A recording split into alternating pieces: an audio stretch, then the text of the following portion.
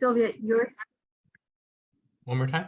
You're speaking first, and then the intro, or oh yeah, so I'm yeah, just gonna okay. let everyone in and Okay. Introduce myself as just like the moderator, and then I'll read your bio before you can get into the intro. Does that sound good? Okay. Yeah, sounds good. Yeah, and just a question. So if we have time, some time left at the end of the presentation, we will do the questions and answers right there, or we wait until the end at noon when we have the round table, or we both do both? I mean, I guess if we have like 10 minutes or something like that left over, maybe, we had planned like 5-minute breaks in between talks. But I guess, maybe 1 or 2, you can say like, I'm going to answer 1 or 2 of these questions. They're coming in through writing, right? Sylvia, they're writing them in, or? Yeah, I'm actually typing out a message right now. Okay. But then we have the 45 minutes at the end, just, so that. Right. So whatever doesn't get answered, then. Yeah. Mm-hmm. Great, thank you.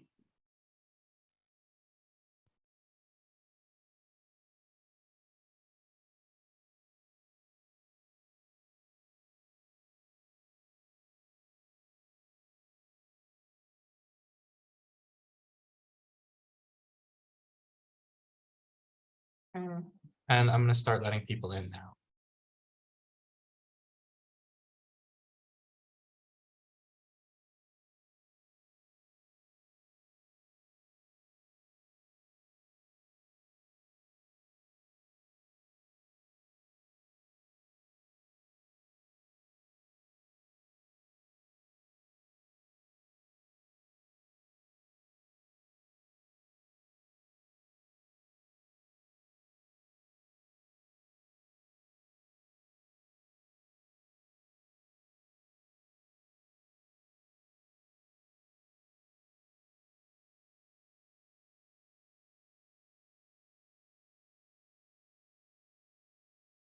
Hello, everyone joining in just now. I'm letting in people into the meeting. My name is Sylvia Hammer. I'll be moderating this presentation today. We will be starting in just a few more moments.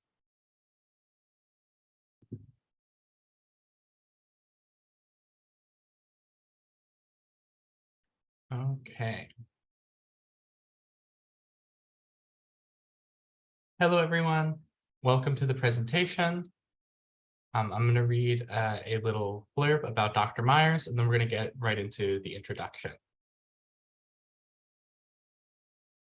So Lorna Myers, PhD, is the director of the PNES program at the Northeast Regional Epilepsy Group in New York and New Jersey. She is a clinical psychologist and a neuropsychologist and has been working with PNES and epilepsy for 20 years.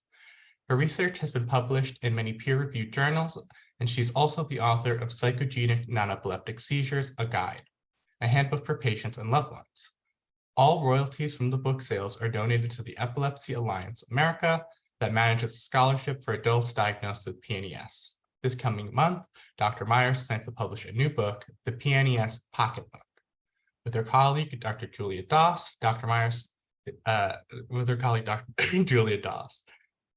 Myers is certified as a therapist and clinical supervisor in a treatment modality called prolonged exposure, and has pioneered the use of PE for patients with a dual diagnosis of PNES and post-traumatic stress disorder.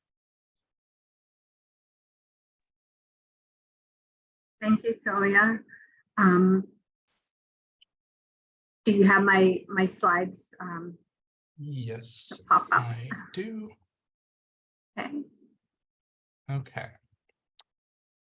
And just give me 1 second, please. Present. Okay. Well, thank you very much, for everyone who has logged on already, who's registered for this meeting today. This is going to be a half-day meeting on updates in treatment for PNES, both in adults and in children. I'm going to give you a bit of a history, about this meeting. But before I go on with that, I did want to say we're going to have several speakers today, and we have 45 minutes at the end of the day that are set aside for asking questions. So if you have any questions, feel free to type them in to the chat. Sylvia will be monitoring that. We may have a bit of time left over after a talk, and so we may take 1 or 2 questions, but remember that at the end of the day, 12 to 12:45, you're going to have time to ask questions and to hear the answers. So the history that we have for this conference is, in the past, we held a total of 6 PNES conferences that were in person. And our last meeting was in 2019 for obvious reasons. Today, our moderator is Sylvia Hammer. And the objective of this meeting is really to bridge topics, both for professionals and patients and loved ones. So really, our audience is made up of persons living with PNES or their loved ones, but also we invite clinicians to this meeting. And this is a practice that we've been doing for a number of years. It's a bit of a philosophy that patients and clinicians are partners. And so that is why we offer this educational program for both parties. Today, we're going to have 3 speakers. Dr. Gaston Baslet from Brigham and Women's Hospital in Massachusetts is going to be talking to us about mindfulness-based treatment for PNES in adults. Dr. Julia Doss is going to be speaking from the Doss Health Psychology program that she has in Minnesota. And she is an expert in pediatric, so child and adolescent PNES, and she'll be telling us all about that and about treatment updates. And then you'll have me, Lorna Myers from the Northeast Regional Epilepsy Group speaking as well. Next.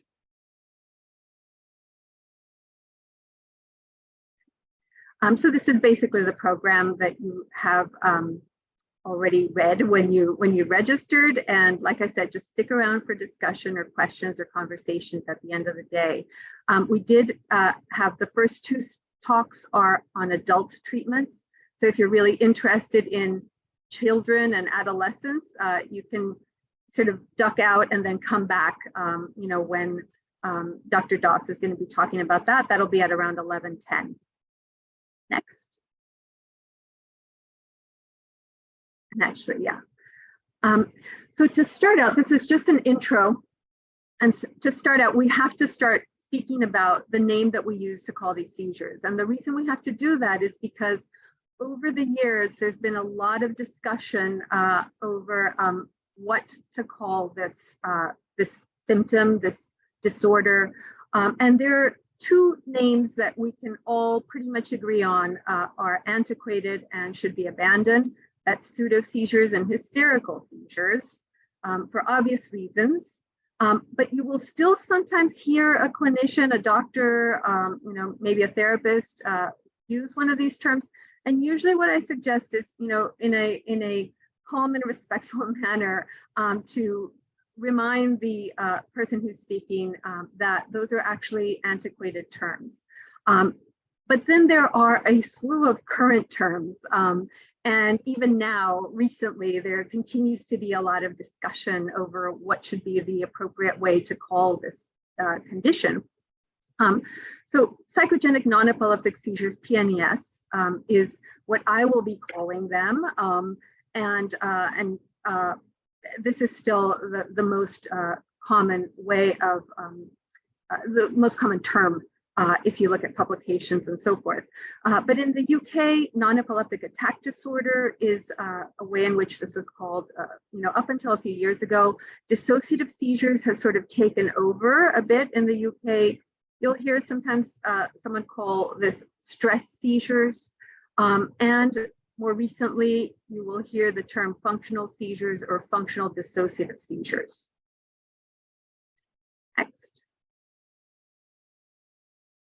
And part of the reason that I continue calling this PNES is because I speak with patients regularly, and we have had this conversation with a number of them. And typically what I hear is, that there's less of an interest in how we call this and more of an interest in actually focusing on treatment and on recovery. But also there was a survey that we are currently running on nonepilepticseizures.com. We have a total of 361 responses the last time I looked. And you'll see that the majority of responders still prefer the term PNES over functional seizures or dissociative seizures or stress seizures. Next. So since we're going to be talking about PNES, we have to start by defining what it is that we're speaking about. And this is a definition mainly for clinicians, but it's meant for everyone, really. When we talk about PNES, what we're referring to is a sudden, involuntary change in behavior, movement, sensation, and or consciousness, not necessarily loss of consciousness, but possibly alteration of consciousness, that represent a reflex-like response. And that's why it's bolded, because that's an important concept there, to physical and or emotional distress that's detected by the brain, but is often unconscious. So it's hard to wrap your head around all of that. We'll go to the next slide and keep trying to make sense of it. So when we're trying to understand this diagnosis, and especially for clinicians, I think it's helpful to consider that PNES is really a brain network disorder in which there are several areas that are affected, including an area of sensory motor processing. Patients with PNES tend to have either sensory over or under reactivity and difficulty in identifying certain body signals. So this is why often patients will say to you that they're not just finding that they're triggered by emotions or stress, emotional stress, but also sometimes by crowds, loud noises, lights, and there's also a difficulty in identifying body signals. So difficulty in identifying that they are tired, that they are hungry, that they haven't had water during the day. So there's that, the sensory motor aspect, but then also very, very big and important aspect is the emotional functioning. So another area that's affected is the area of emotional functioning. There tends to be under and overreactivity, again, to emotions. Emotions tend to dysregulate, and especially emotions that are felt intensely, either positive or negative, can have a dysregulating effect. And last is there's a problematic response to stress. So there's a less efficient response to stress, which tends then to short circuit. And that's what we're seeing with the seizure or the dissociative episode. Now, often patients will say to you when they come to the office, I was not stressed when I had the seizure. And that is actually completely accurate. The person may or may not be aware of the distressing factors that can be associated with PNES, and often they are not aware. And often when the seizure occurred is not the most stressful time. So patients will say, I was watching TV, I was showering, I was brushing my teeth. There was nothing going on that was stressful. And that's true, because often the trigger happened hours or even days before, wasn't picked up at that point. It continued to percolate until we then see the seizure. And basically the brain automatically uses these symptoms, PNES or other functional neurological symptoms, to involuntarily channel the expression of distress or discomfort. Involuntary, it's important, and that's why it is underlined. Next. So in other words, this is a cool way to think of it, PNES is a response to stimuli not entering conscious awareness. Again, try to wrap your head around that. Next. So often patients will say to me, so does having PNES mean that I'm crazy? No. People who have PNES are not crazy in the term that, in the way, that we picture crazy. The brain is responding to underlying physical or emotional distress by expressing through those physical symptoms. There are other conditions where stress plays a part in the development or maintenance of physical symptoms. There's asthma, irritable bowel syndrome, alopecia areata, tension headaches. These are not conditions where you say this person is crazy, but we do know that there's clearly an issue with how either stress or sensory regulation is occurring. And that is where we're seeing these symptoms develop. Next. Another very, very, unfortunately, not unusual thing to hear when someone comes to my office is that at some point in their history, the doctor told me I'm faking these and to stop it. So again, I think I've said this over and over and over, but I repeat it because it bears repeating. PNES episodes are not purposely brought on, although with treatment, the patient can gain control over them. Just like with major depression or panic attacks, you cannot will them to stop, but you can treat them and you can manage those symptoms over time with effort and with tools and skills. And one other thing I'm going to say, they are not, and this is why it's bolded, they are not volitional, they're not to gain attention, they're not to gain access to drugs or to get out of work or school, which you will sometimes hear, when someone is discussing PNES, they'll be attributed to something like this. All of those volitional to gain attention or gain access to drugs or get out of something, that is malingering. That's a different diagnosis. And actually there are very, very few patients who have PNES who would fit that diagnosis. So that is an incorrect way of seeing the disorder. Next. Question is, how important is it to make the diagnosis quickly? And it is actually very important. The sooner the better, because a misdiagnosis of epilepsy, which is usually what patients are diagnosed with after they have their first seizure or first few seizures, can lead to really dangerous interventions in the emergency room that they actually can result in injury or death. There's a really interesting article by Roderick Duncan where they looked at that. And if you're interested in reading more about it, that would be where you would go. It's down at the bottom of this slide. And the other thing is that the longer you take to make the right diagnosis, the more you delay treatment, appropriate treatment. You're treating the patient with something that is not appropriate, and you're not providing them with the treatment that can actually help. How important is it to make the right diagnosis? Another really interesting article by Andy Kanner is what he basically reported is that there's a potential for physical injuries that's really high when you have PNES. In his sample, nearly 60% of patients had experienced PNES-related injuries.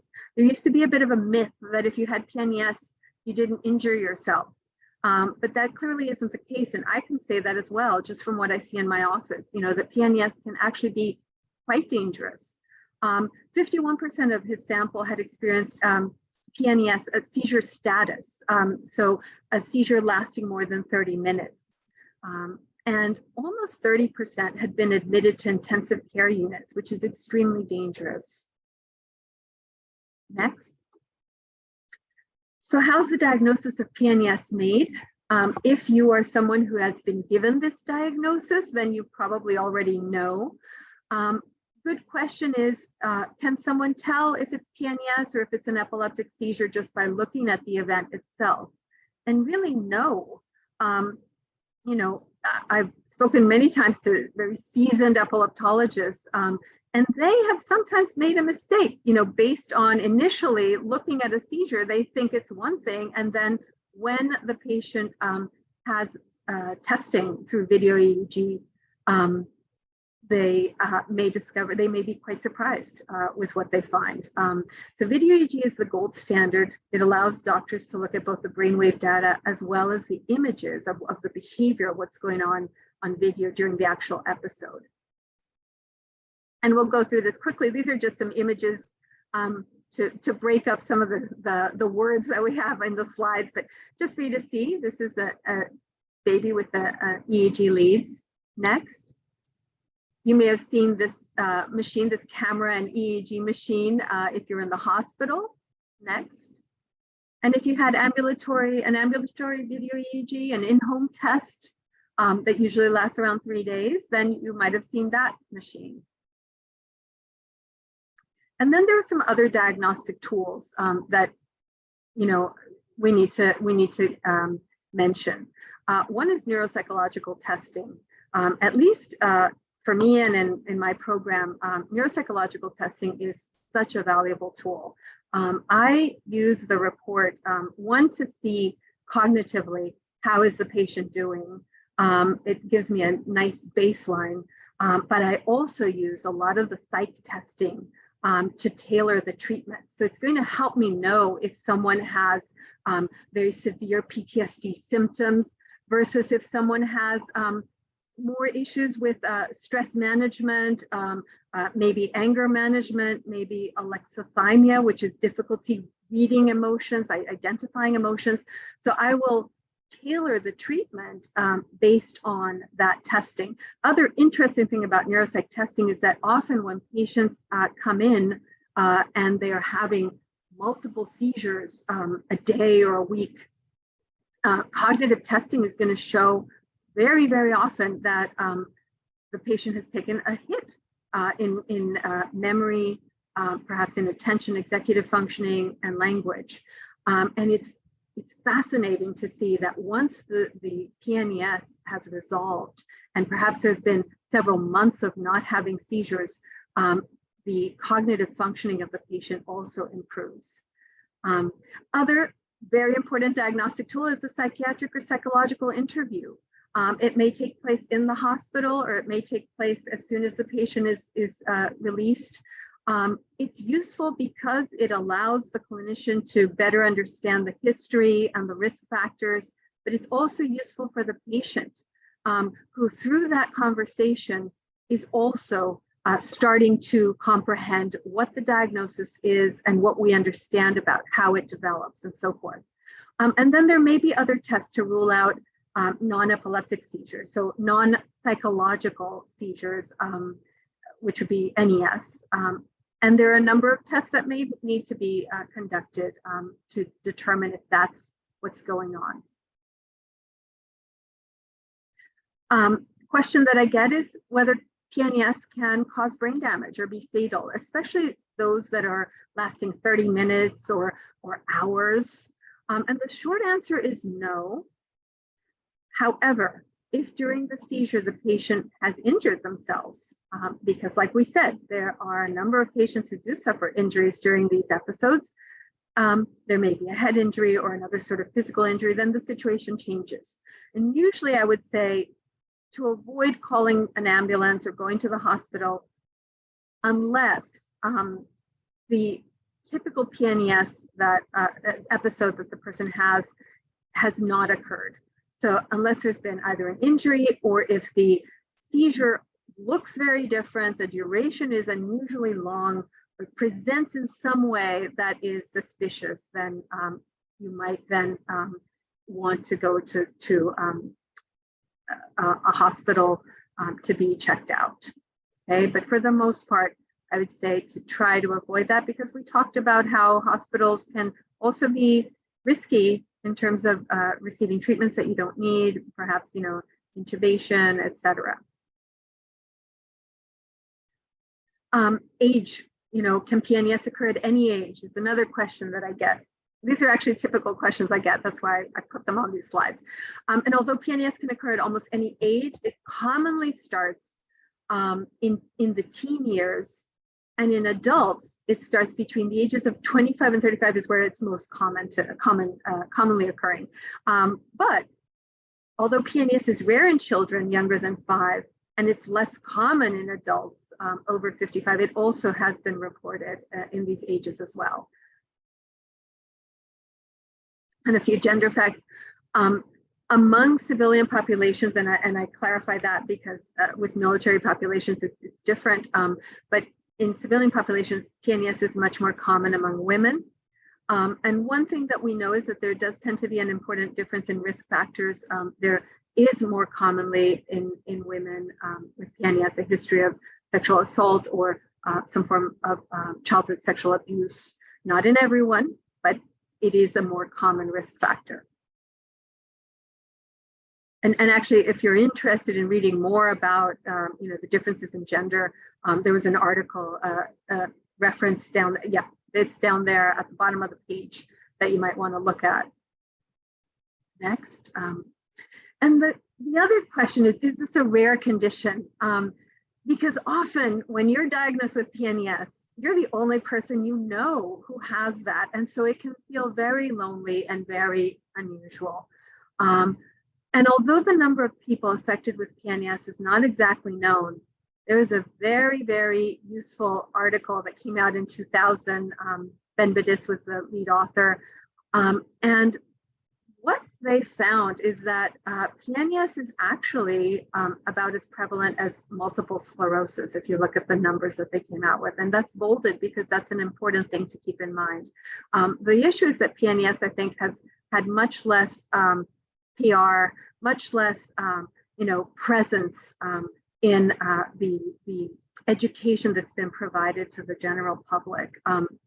But the other thing is that from about every 10 patients that you might see in an epilepsy inpatient unit, at any given time, 2 to actually a high number 5 might end up being given the diagnosis of PNES. So that's a very select population, patients who are being admitted to an epilepsy inpatient unit. But PNES is seen with great frequency in those units. Next. And one final thing is major adult risk factor. And I bolded adults because with children and teens, it is different. But in adults, psychological trauma is one of the major risk factors. Doesn't occur in everyone, but it is a major risk factor. Traumatic experiences, depending on the study you look at, are observed in anywhere from 40 to 100% of patients. Again, depending on the study you look at. But the lowest is 40%, which is already pretty high. And around 50% of patients, again, depending on the study you look at, patients with PNES are also going to carry a diagnosis of PTSD. And that's why we're going to be talking later on today about this treatment called prolonged exposure that is used to treat PTSD and has been modified, sort of tailored now to work with PNES as well. So those are some facts, just some things to get us started about what we're going to be talking about the whole day, which is PNES. Question is, what's in the future? And believe it or not, we're now in a PNES renaissance of sorts. I'm old enough that I remember that 25 years ago, 20 years ago, there wasn't really very much out there about PNES. There wasn't that much research. There weren't that many publications. And online information was really, really missing. So there's been a notable increase in the last 20 years, and especially in the last 10 years, in research and in publications. Go back one second, yeah. And there's also been a major increase in educational materials for the public. Like I said, there used to be one website, then it closed. That was all the information you could get online. Now there's so much more. So next page. And so you'll see, these are just some of the resources that now exist. For the public, you have nonepilepticseizures.com, you have books, PNES, a guide, you have nonepilepticattacks.info, which is a UK-based website. You have a number of books that have been written by patient authors. And for professionals, you have multiple publications. There used to be one main textbook. Now there are many, many different textbooks that come at this to sort of from different angles. You have a number of journals with many, many publications on PNES treatment, on PNES risk factors, on all sorts of things. And then for professionals, the American Epilepsy Society and the FND Society FND Society, which is actually a newer thing, are all great ways to learn more about this disorder and to be able to network with your colleagues. And coming soon, there's actually several things. One is a website that Dr. Dawson and I are working on, non-epileptic seizures education.com, and that is going to have education for clinicians. In the near future, hopefully a certification program for clinicians, and a lot of patient education as well. And then also there on, totally independent of that, there are a number of FND educational videos that are coming out as well that are being worked on by people from the FND Society. There's also something coming out soon, probably the next month, PNES Pocketbook, which is going to be a pocketbook for clinicians who are seeing their first PNES patient, or maybe have seen a couple of PNES patients and they want a quick reference book to be able to flip through. So all of that is on the horizon, and then there's a lot of things already in existence. Next. Oh, and that's it. Okay. So that is to get us started. And now I will mute myself. And like I said, we will have plenty of time for questions afterwards. So keep your questions, type them in, and we will really happily respond to them later today. Okay, thanks. Hi, so now we're going to be hearing from Dr. Gaston Beslet.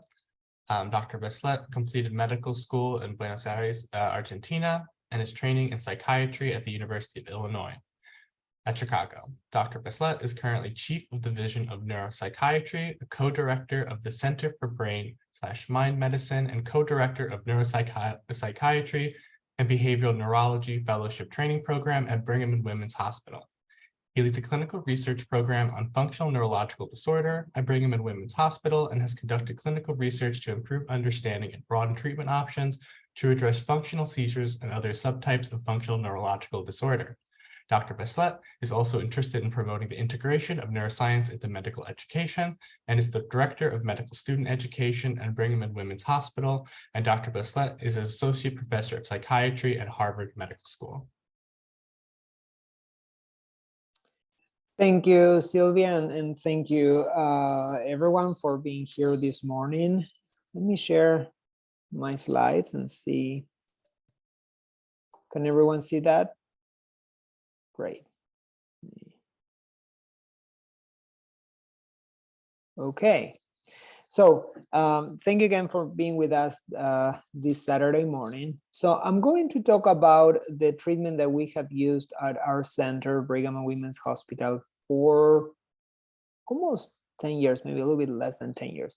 But we've been using this mindfulness-based treatment to address specifically PNES at our center. So I want to share how why we're thinking about mindfulness, talk a little bit about mindfulness first, and the treatment itself, what it consists of. And I will share some of the results of a study that we conducted that shows the efficacy of this intervention.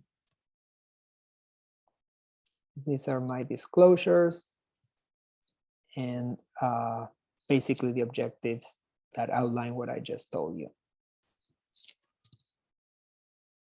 So before we go into talking about, the treatment itself, the structure of the treatment itself, and how, that treatment applies to PNES, let's take a step back and think about mindfulness as a form of psychotherapy treatment, so that we understand where we're coming from and how mindfulness can actually be helpful. So when we think about mindfulness, yes, it has become a form or a kind of psychotherapy treatment, but really mindfulness is bigger than that. I mean, mindfulness really refers to a set of skills and attitudes. And pay attention to this. It's not just technical skills that someone can just, mechanically learn. It also involves some change in how one approaches life. So there is some change in one's attitude that needs to happen when one is practicing mindfulness.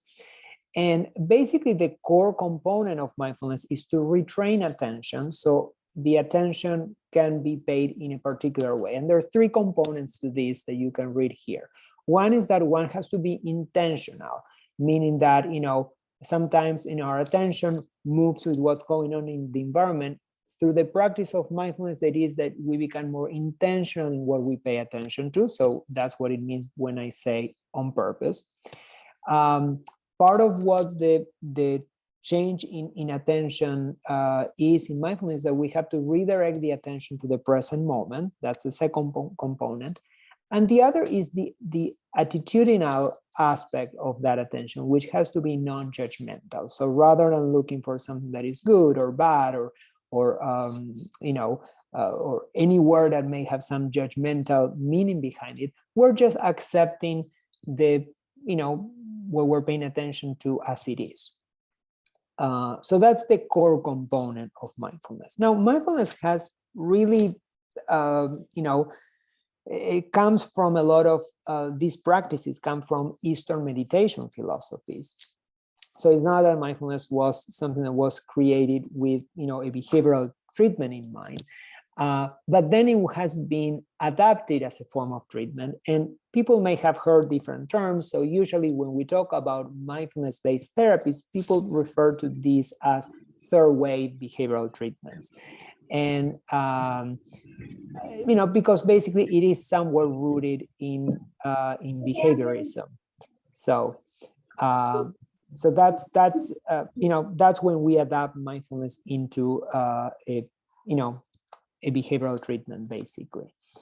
Now, when we do that, the focus is on changing one's relationship to, one's, reality, feelings, thoughts, and behaviors. And this is important because usually in other types of behavioral treatments, like cognitive behavioral therapy, that is, we want to change, the thought. We want to change the behavior. Here in mindfulness, what we really want to change is how oneself is relating to those, thoughts or those emotions.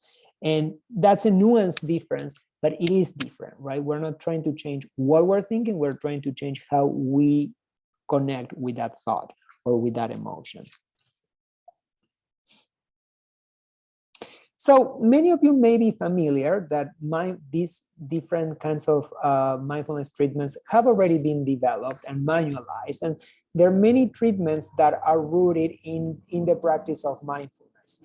Here are some that are, very well known and popular. We have dialectical behavioral therapy, DBT, or acceptance and commitment therapy, ACT, mindfulness-based stress reduction, MBSR, or mindfulness-based cognitive therapy. So these are different ways in which mindfulness has been adapted to be a manualized behavioral treatment. And again, they differ a lot in terms of how structured they are, what they focus particularly on. Some focus more on, specific techniques to, body scanning, monitoring of the body. Some are more, focused more on their relationship with the thought. So they change a little bit, but the core the principle is really the same, which is based on mindfulness and retraining attention with those three main components. And these kinds of treatments have been used in many different clinical diagnoses. In the left, we have different list of neurological diagnoses where mindfulness treatments have proven to help. Epilepsy, multiple sclerosis, traumatic brain injury, stroke, cognitive impairment, fatigue from different causes, and also different psychiatric diagnoses, depression, anxiety disorders, PTSD, eating disorders, addiction, borderline personality disorder, ADHD. So the benefit of mindfulness can be what we call transdiagnostic, meaning it's not really a kind of treatment that only helps one specific group of patients, but it can help many groups of patients. And these are, some of the studies that have been done in all these different populations. Now, many of you may know that many of these diagnoses that we see here, and that wasn't the intention of this slide, but some at least of these diagnoses are also common in people who may have PNES. So if mindfulness-based therapies help some of these very commonly comorbid diagnoses, it is possible that it can help PNES as well.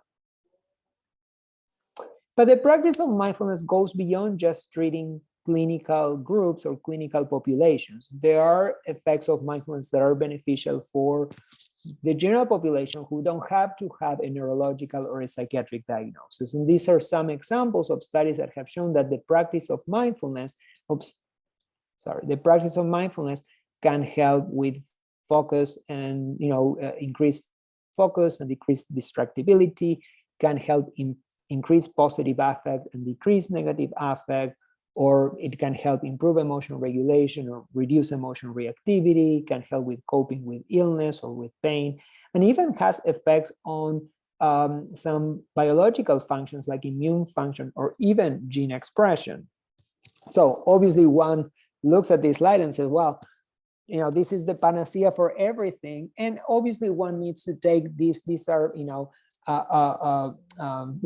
big studies on different aspects.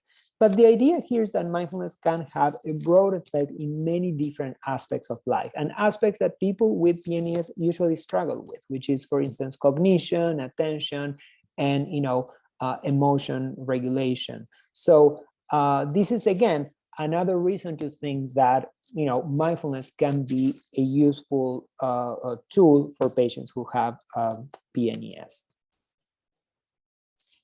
So let's go back and think about PNES right now, and then we're going to try to I'll try to share with you why we think that mindfulness-based treatment can help PNES. So, but first we need to take a step back and think about, okay, how does PNES happen, right? How are we thinking about PNES? So then by applying mindfulness, we make a change there so PNES can improve.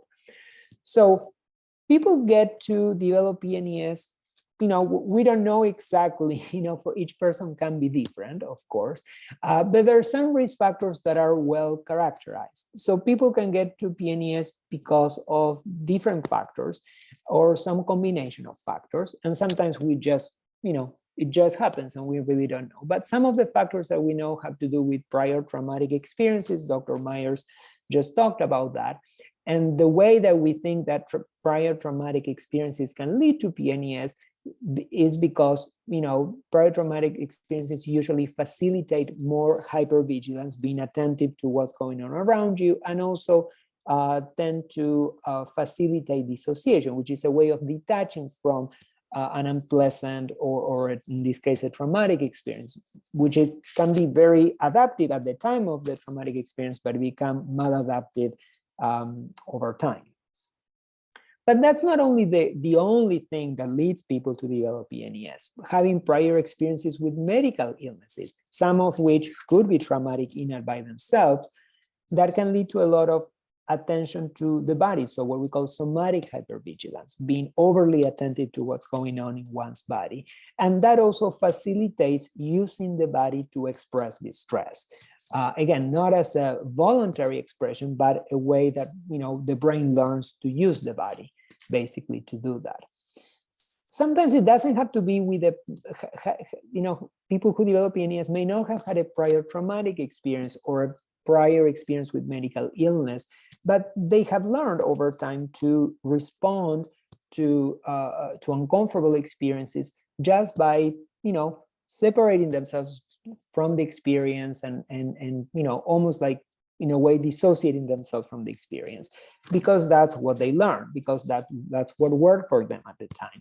And that's how they learn to deal with pain or with other physical symptoms or with negative emotions in their lives, not necessarily being traumatic experiences, but negative experiences. And sometimes people's brains are just wired this way, and this is how they process physical sensations or emotions. And sometimes it's some combination of all these things, right? The brain is wired a certain way, something bad happens, and that reinforces how the brain responds. So This is to say there are many ways why someone can get to develop PNES.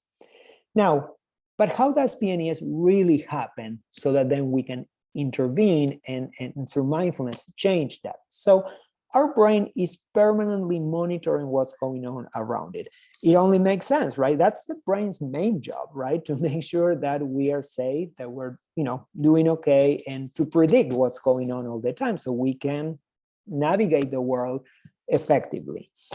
So this ongoing monitoring is completely normal. It's what the brain does. And the brain does detect changes in internal states, meaning changes in emotions, changes in physical sensations that happen. The brain does that all the time. So all these little electric arrows means that, the brain usually detects that. It could be a negative or a positive emotion, could be a state of relaxation, like Dr. Myers were talking about, right? It's a change. So the brain usually, keeps up with that, or pain, right? So what happens in people with PNES that we think that happens is that at the moment that there is that detection, there is an automatic and involuntary reaction that leads to the seizure, basically. That I wrote here, changes in motor, in motor behaviors or mental state that are completely involuntary, but it becomes very habituated over time. It becomes very automatic, right? And over time, it starts happening at the minimum detection of those changes. And again, these changes, which technically we call interoceptive changes, right, are changes that are outside of our awareness. Our brain is constantly doing this. It's constantly monitoring what's going on and picking up on those changes. So what happens is most people, they detect those changes and they adapt. And what happens in PNES is that adaptation, really takes the form of these other symptoms of the seizures. But it is really an automatic reflex, as Dr. Myers also said. So what are we thinking about mindfulness in PNES? I mean, how will mindfulness change this? Well, what mindfulness can do, it can facilitate a change in the way that the brain is processing all this information about internal states, right? So if PNES happens because the brain is detecting this change and is automatically reacting to those changes in a way, and that becomes, automatic over time and very habituated. If we change the way that the brain is processing information about internal states, and when I say internal states, I mean physical signals, thoughts, emotions, anything that happens internally, right? Then we can change that reactivity that the brain has to develop PNES. And this is possible, but it's through the process of learning different skills. So the skills that we learn in mindfulness really are helpful because they can, they're helpful through retraining attention. So in mindfulness, what happens is that we retrain how much we're paying attention to all these internal processes. And by retraining attention, we, number one, become more aware, right, of what's going on around us. So rather than all these things happening under the radar, the brain is much more aware of all those changes that are happening. And again, some people are already very aware, some people are less aware, right? So sometimes that's not the problem, becoming aware. But also the important thing is that sometimes as soon as the brain is aware, our brain moves to something else, right? So an example would be, okay, we feel some palpitation and immediately the brain starts catastrophizing and thinking about the worst case scenario, and this is a heart attack. So part of retraining the attention is also redirecting ourselves to the present moment, right? Saying, rather than going into this spiral, we redirect the thought and said, okay, right now, this is just a faster heartbeat that I'm, detecting. And that's what I'm seeing right now, rather than picturing yourself, in a hospital and having a heart attack, for instance. And then it's the attitude part, which really has to do with acceptance, right? So sometimes the brain automatic reaction is, I'm aware of what's going on, I'm catastrophizing, so it's easier to just detach myself from this and not be aware. So part of training in mindfulness is to accept, okay, this is going on, and I don't have to like it or not like it, but it's my reality right now. and I don't need to run away from it. So there are all these different components or layers to training in mindfulness through attention retraining. Becoming aware, redirecting the attention to the present moment, and accepting what's going on and sitting with that experience, basically. And then part of what we do in mindfulness is talk about values identification, because that's what's gonna guide the behavioral choice, meaning that now that we have more of a choice in terms of how we respond, rather than the brain automatically reacting, we are purposefully responding to these experiences. What are we going to choose as the behavior? And that's where values, identifying values, comes into place. So to put this back into perspective, right, through the practice of mindfulness, what we're doing is the brain will keep monitoring all the time what's going on, but now we will develop more awareness, right, of this process that the brain is engaging in. We're going to be more aware how the brain is detecting these changes. And now, rather than the brain very automatically reacting and leading to the seizures, we're opening that little window to create a new response to that. And I purposefully chose the word response because I think that what happens is our brains react usually and lead to the seizures when the seizures are happening, when the non-epileptic seizures are happening. But now that we have more voluntary control, we develop over time more voluntary control, this becomes more of a response rather than a reaction. So that's how we think that non-epileptic seizures happen and how we think that mindfulness actually can be helpful. So with that in mind, we created, I started creating this manual when I was actually in Chicago before I moved to Brigham and Women's Hospital 12 years ago. And we developed this manual. So, you know, all that I was just explaining to you, we put it very technically and easy to understand in a manual. And the idea of this manual is to introduce mindfulness so we can change the way that the brain is relating to those internal processes. And the treatment is divided in 12 sessions, and it has different components. You know, the initial components is more psychoeducational in nature, but also to understand what happens around the seizure. So it's not only the immediate thing that happened before a seizure, but sometimes what happened hours or days before or hours or days after. We also try to reconnect with the patient's values. And what that means is many times, unfortunately, patients who have experienced PNES, they get so bogged down with their experience and there's so much going on with their experiences that they lose sight of what is important to them. And we want to reconnect patients to what's important to them so they can re-engage in things that are meaningful in their lives.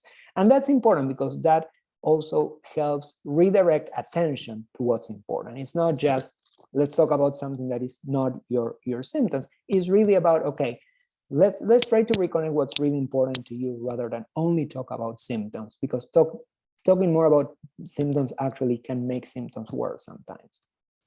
Then we train patients in what we call stress management skills, which the idea is to lower that baseline level of arousal that makes someone more vulnerable to have PNES. And these are skills that are not specific to mindfulness. These are taught in many different kinds of treatments. But it is to give patients some tools so they feel they're less vulnerable to have the episodes.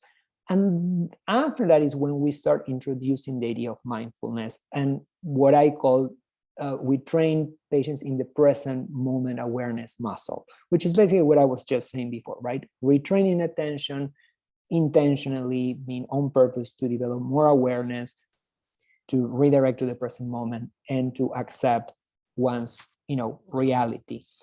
And then what we do after introducing patients to mindfulness is to apply that to emotions and to apply that to thoughts, right? So we use that awareness to relate more effectively to thoughts and emotions. And by doing that, we create a model so that patients can then be much less likely to have automatically go into PNES episodes. So throughout this treatment and embedded in this treatment, there are three main skills that we teach that I think that are really important to highlight here. And some of these can start being practicing even outside of the constraint of the treatment. One is what we call crisis tools. And these are tools that help patients basically stop an episode from happening or stop the progression of an episode that has already happened. Those usually we focus on these skills in the first session. These are skills that actually are available at nonepilepticseizures.com. We have a description of different distraction and grounding techniques that are, examples of crisis tools. So the purpose is a very clear purpose: just stop an episode from happening, either altogether or, if it already started happening, just to diminish the progression. Another skill is the stress management skills. And these are skills to help reduce vulnerability towards an episode. So the idea here is that you are, usually to develop PNES, you have to hit a certain level of arousal that, triggers basically the episode. So by doing this, we reduce that level of arousal. And these are skills that many people are familiar with and are taught in a lot of different behavioral treatments, such as, diaphragmatic breathing, progressive muscle relaxation, visualization. And the important thing is that people need to practice these skills regularly, not only when the symptoms are present. So some people use stress management skills as crisis tools, and that's okay, nothing wrong with that, but also they need to be practiced outside of a symptom. So we reduce the vulnerability. And there are different ways to measure how effective one is practicing these skills. So usually there's some, we call it, it's a scale, it's a SAT scale where you measure the level of distress before and after practicing skills, and you see how good you can be in practicing these skills. And finally, it's the mindfulness skills, which are a little bit tricky because both in the crisis tools and the stress management tools, we do have a way to measure, but mindfulness is different, right? Because one of the ideas of mindfulness is that you're not pursuing that change on what's going on, right? You just want to create a different relationship and you want to foster acceptance. So the idea here, the idea of mindfulness is just to practice, is just to learn to redirect your attention. And the human brain is really, it can be very unpredictable, right? I, for instance, practice mindfulness myself. And there are days that I'm really on it, and in a period of 10 minutes, maybe I need to redirect my attention, I don't know, 2 or 3 times, and I'm really focused. And, that's a day that I need to redirect myself less. And there are other days that in those 10 minutes, I have to redirect my mind 30 or 40 times because I'm really bombarded with different thoughts, right? So, and it's not that one day I'm practicing better because I try not to be judgmental about it. It's just I'm accepting that my brain, that's what my brain is doing, and I'm redirecting myself and try to be effective.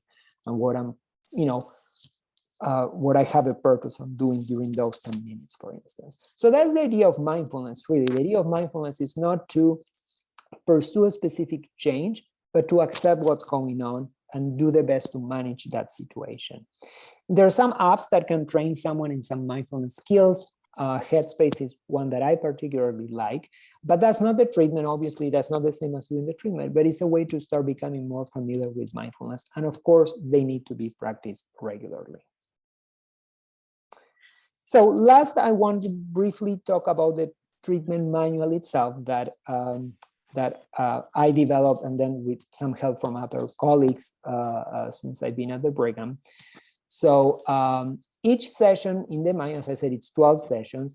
It has a specific structure. We practice mindfulness, especially after we introduce the concept of mindfulness. We review the homework from the previous session. We always try to link what we're discussing to values. We want to not only talk about the treatment, itself, or jump into the instruction, but also talk about how it relates to patients being purposefully engaged in their lives meaningfully. There is a piece of each session that is really instructive, that is about teaching, right? Some patients really like that. Some people like a little bit less of that. So of course, there's an interactive discussion during the instruction. And then of course, we practice in session. So there's a lot of these techniques and skills that are taught that are practiced in session with very individualized examples. And then of course, the homework assignment. There, a lot of what happens in treatment has to be practiced outside of the session to be successful. You can be with a very skilled therapist, but if you don't do anything in between the sessions, the treatment is really not going to take off. A lot of the treatment is based on the idea that there's a lot of practice in between sessions. This is an example of, what our manual looks like. There's a guide for the therapist in terms of what they have to do, very detailed. There's a checklist for the therapist at the end of each session so that they can check that they cover most of the things that they had to cover. And there are obviously materials for patients with homework sheets and handouts. And I want to briefly make mention of the study that we completed. And it took a number of years to actually recruit 26 patients who completed the study. We see a lot of more than 26 patients in all those years, but these are patients who actually, this was pre-pandemic, so patients had to come in person and they also had to participate fully in the treatment for the 12 sessions. So, that restricted a lot of patients that could actually complete the study. But, 26 patients that completed the study, the 12 sessions, 70% of patients have 50% reduction in frequency of their seizures at the end of the treatment, 50% with no events in their last session. And then we had a 4 to 6 month follow-up after the treatment ended. And that's what it says here, T4. I'm not expecting you to show you to understand all these different statistical tables, but basically the weekly frequency decreased significantly from the start of the treatment until, and that improvement continued 3 to 4 months after the treatment ended. So that's good that there was that persistence in improvement. Also, the number of days with seizures per week and the intensity, the self-rated intensity of the seizures decreased significantly at the end of the treatment, and that improvement persisted 4 to 6 months after the treatment ended. And there were other changes that we measured in the treatment, how threatening patients felt their seizures were, and there was a significant improvement at the end of the treatment and also 3 to 4 months after treatment, and also how worried they were about their seizures. And that also reduced significantly at the end of treatment and 3 to 4 months after the end of treatment. Interestingly, there was one measure here, the AAQ, it means Acceptance and Action Questionnaire, which is a questionnaire that measures psychological flexibility. And what that means is it's a questionnaire commonly used in mindfulness-based therapies to see how much change there was in, the different ways that one can become more flexible at accepting one's experience. And we were hoping to see a change. And I have to be honest, of course, we didn't see a change. There was a little bit of a disappointment there. And we were thinking, well, if we prove that, we can prove that that's what worked. The important thing is that, the seizures, the symptoms got better, how threatening the illness was considered by patients got better, how worried they were was better, they felt understood by their doctors, that was another measure. But we couldn't prove that that was, that psychological flexibility is what was driving that change. It also could be, and this is my way of thinking about this, that maybe to change psychological flexibility, we have to wait for more practice to happen, and that change may materialize in a questionnaire later. And it could be that it's just that questionnaire didn't capture the change that really happened. So the conclusions from these studies are that there were improvements in the weekly frequency of PNES, the number of days per week, the intensity, both at the end of the treatment and 4 to 6 months after the end of treatment, that the threatening view of the PNES and the worry level decreased over the course of treatment, and this improvement was maintained 4 to 6 months after the treatment. Patients felt understood by their treatment team early in treatment, and there was no change in psychological flexibility. So this keeps the question open, what led to the improvement. But there was improvement, which is what we, primarily cared about, and that was the primary outcome measure. So to wrap up my part of this conference, so mindfulness-based therapy, as I described, is a skills-based treatment. And, I would say also an attitude-based treatment, right, that requires regular practice, and it eventually can help change how one's brain processes experiences. That's the whole idea of mindfulness treatment. Mindfulness-based therapy, based on the studies that we conducted, helps reduce frequency and intensity of symptoms and improve some treatment targets like worries or the threatening view of the illness.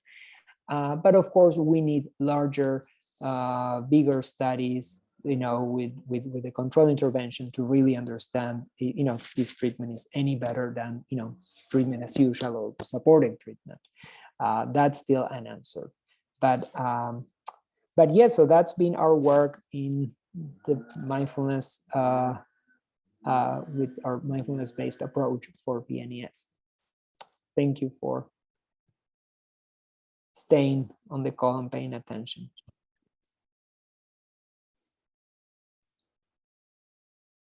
Thank you, Gaston. I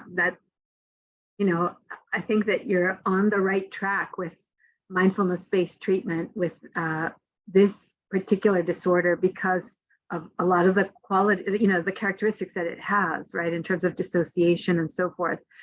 Even from the beginning, when you started to tell me years ago about, that you were working on this initiative, it always made so much sense to me, that it would work.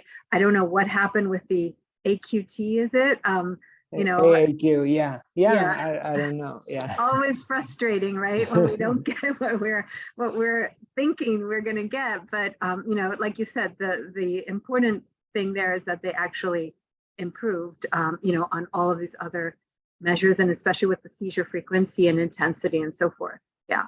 So I think we have 10 minutes before the next talk, and possibly what we can do is, if someone has a question, maybe they can, Sylvia, maybe you can read it. And if not, we can also just take a few minutes to stretch our legs and come back at 10:20 Eastern time. I don't know what that is in Oregon or California, or, I think we had some people calling in from Europe. So whatever that is, but it would be in about 10 minutes. What do you think? We have one question. We have two questions in the chat. One directly related to the previous presentation. Do you want to just field that one for right now, and then maybe we can take a little break? Yeah, let's maybe do. Yeah, if it's a question about Gaston's presentation, then we can address it right now, I guess. Okay. So this question is, why would the brain react with a spell when there is no stressor, watching TV, etc.? If there was a trigger way before, how could a patient possibly know what leads to it? That's a question for Gaston, or is it from the introduction, or what? I'm happy to answer. I mean, I think I had a slide that was talked about that. So why would the brain react with a spell when there's no clear immediate trigger, right? Or immediately preceding a trigger, maybe in a state of relaxation. So so the short answer is we don't know with certainty, but the brain is a machine that is always trying to detect changes, and the change actually can be more relaxed or being, in a positive mood. I mean, it's not always a negative thing. So the brain is capturing changes, right, and is reacting to that, and basically the change doesn't need to be what we cognitively conceptualize as negative, right? Especially, I would say, in people who are very used, and we see that a lot in PNES patients that say, well, I have this when I actually, after a hard day at work and I'm back home and I'm just relaxing, watching TV, and that's when it happens. Actually, that's very common. That's not uncommon at all in PNES. And my view, or my hypothesis of why that happens, is actually because the change here is being relaxed, basically, right? Especially for, some people are more used you know, for better or for worse, to be in this hyperdrive mode. And actually that, you know, that's how they function at baseline. And the change is when they actually relax. And that's what the brain detects as a change. And the brain reacts to that, right? So it doesn't need to be a reaction to something that is negative necessarily, or you know, something that we conceptualize as negative. It's just a change, and the brain reacts that way. So that would be my way of looking at that.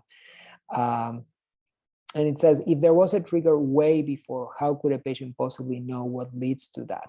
And that's a lot of what the treatment is about. That's what people learn in treatment, right? We use a technique called chain analysis, especially early in our treatments, where we try to see not so much what happened immediately before. That's an easy one, right? Some patients, when they say, oh, I know this happens, you know, right after I had an argument with my partner, or actually that's that. I mean, we actually like that because it makes, you know, the treatment easier, right? Because the trigger is very easy to identify. But sometimes it's not. So a lot of the work of the therapist is try to make that link to what may have happened before. And, you know, Dr. Meyer said, well, maybe that emotion was completely under the radar, but the person stayed upset, or you know, but it wasn't really processing that cognitively. And then it kind of like, you know, gets completely expressed, you know, at a time where maybe that person relaxed, or, you know, something else happened that triggered it a little bit more, and completely outside of one's awareness. So, you know, we don't have, unfortunately, we don't have a recording of what happens, you know, how every neuron connects within each other, right? But this is based on studies that have been done that have to do with, you know, interoception and how one's process information. So we think that that's the way that it happens. And we definitely see that clinically, that it, you know, patients with PNES don't have the episodes necessarily immediately after a trigger. And sometimes they do, but it's not consistent all the time.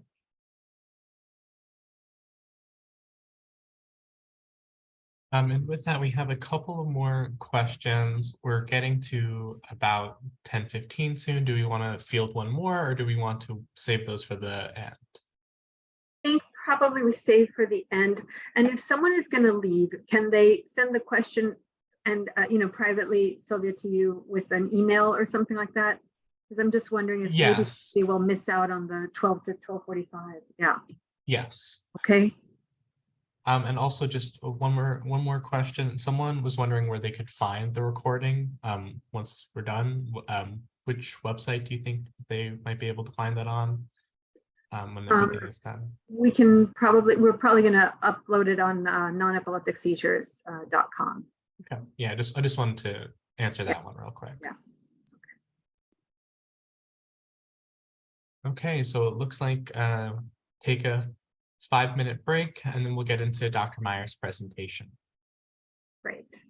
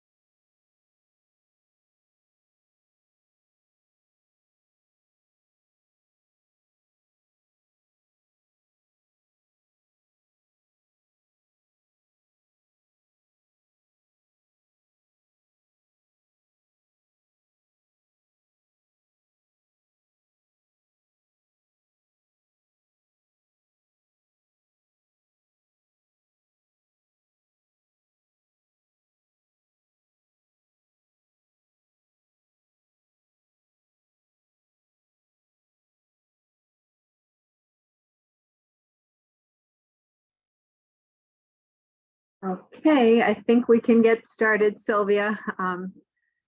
Next presentation. Would you like me to read your bio again or just jump right into it? That's fine. Yeah, I think everybody knows who I am pretty much.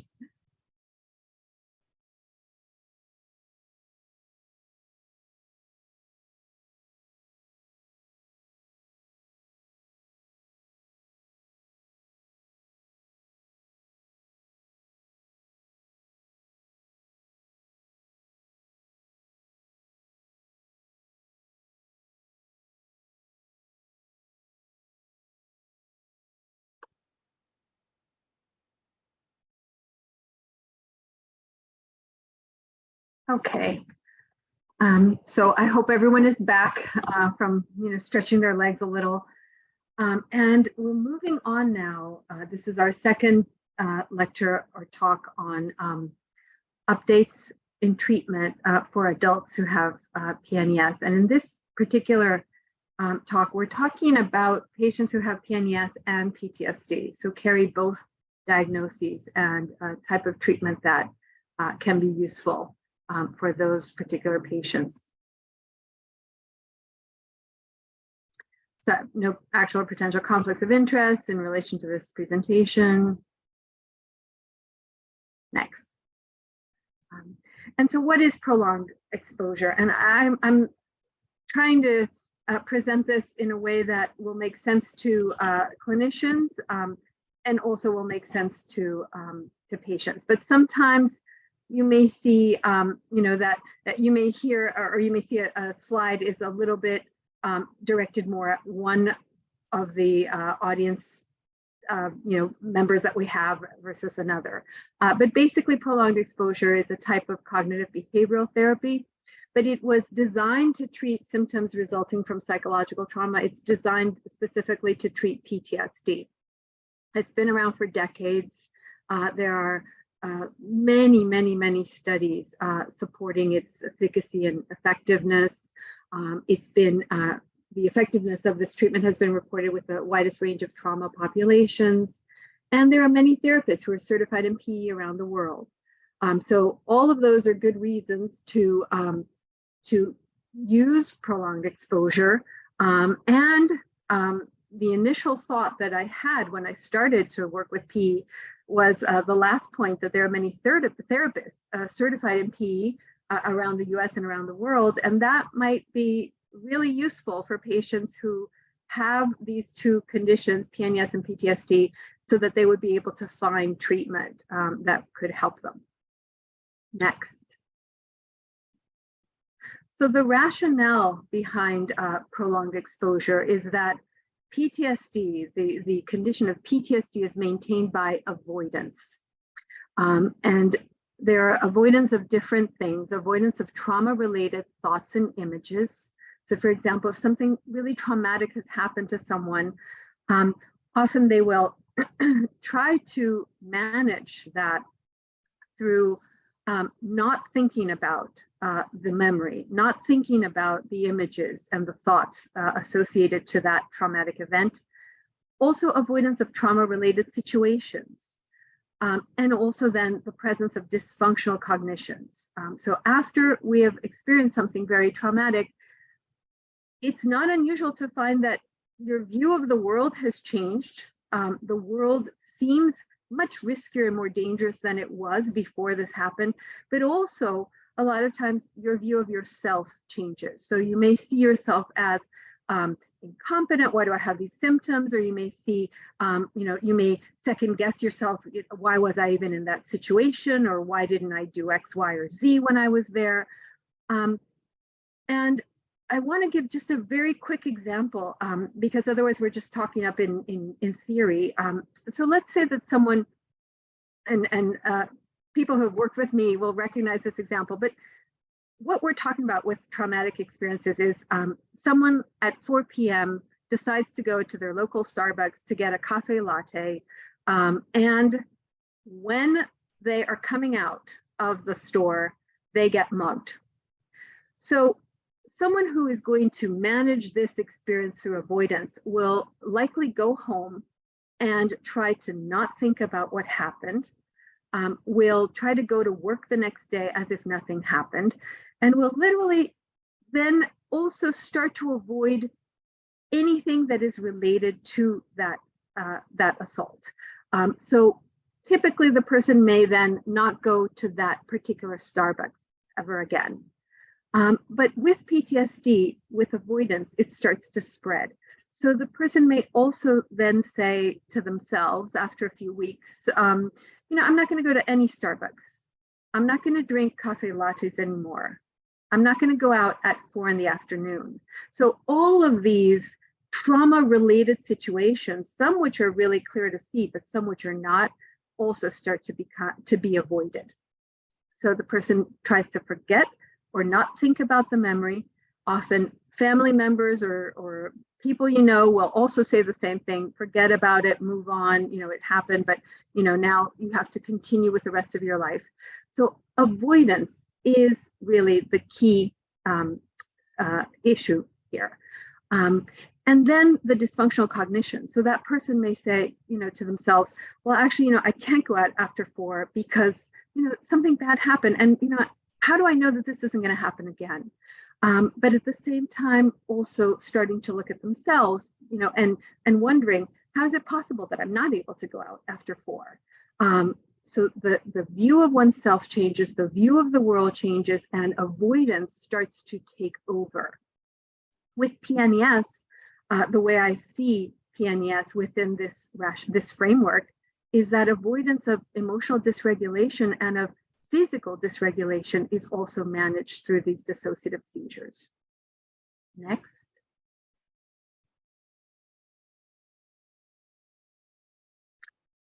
So there are, I think we skipped a slide. Okay, there are 3 main tools in PE. And this is for clinicians, for therapists. Because avoidance is what we are combating, we use imaginal exposure, which is an exercise of revisiting the trauma memory. And I call it the index trauma memory because sometimes someone has had more than one traumatic experience. So what we're going to be focusing on is a particular traumatic memory that the patient has identified as really the memory that they need to and want to work on. And then there's in vivo exposure, which is exposure in real life. So the repeated confrontation with situations, people, or objects associated to the trauma that are distressing but are not inherently dangerous. So in this case, in the treatment, in PE, we would ask the person to tell us about that mugging. That would be the imaginal exposure.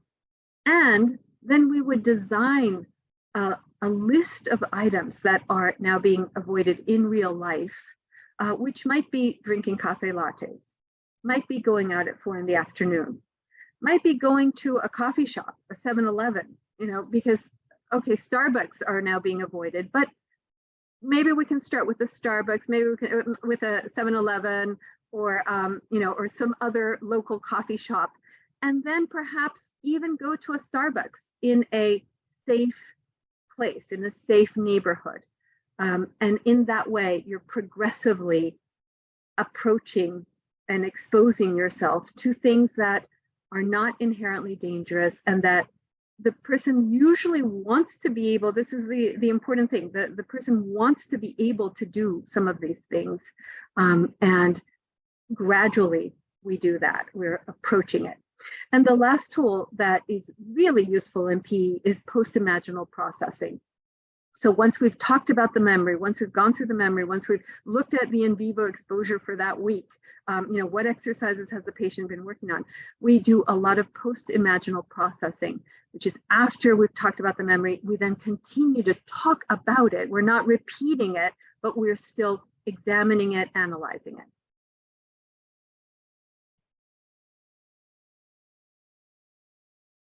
And this is a manualized treatment, prolonged exposure therapy for PTSD. That's actually the book that includes the manual for the therapist. It's the therapist guide. There's also a patient guide as well. And the one thing, though, I want to mention is that PE was designed for PTSD, but we're applying it to patients who have PTSD and PNES. So we have to see how PNES fits into this picture. So we talked about intrusive symptoms, which is, for example, actually, we didn't talk about it, sorry. So we're talking about this now. Avoidance is one thing that we did talk about. It's the main issue that prolonged exposure is going to target. But there are other symptoms within PTSD.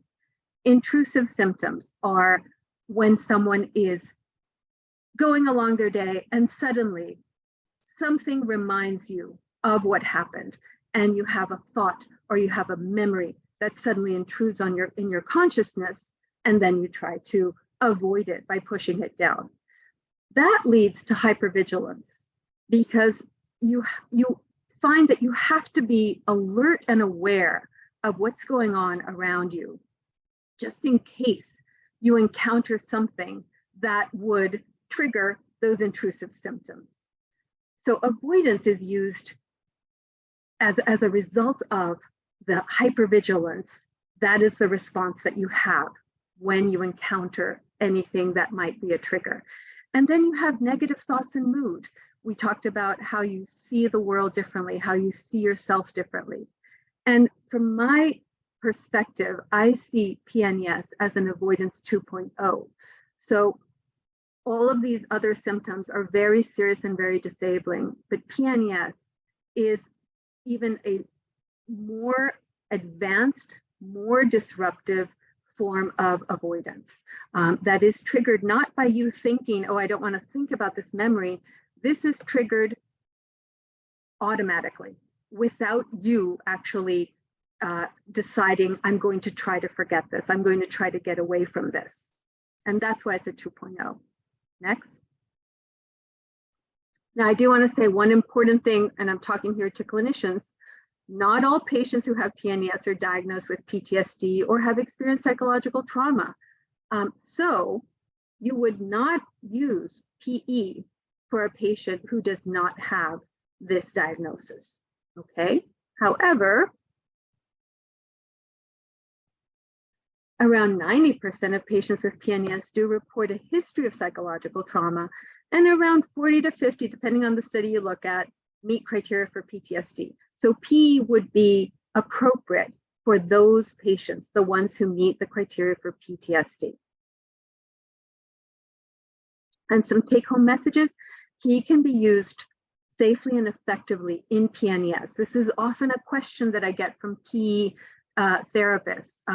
There's a concern that, well, if we start to talk about this traumatic memory, that might trigger a seizure, and is that safe? And it is.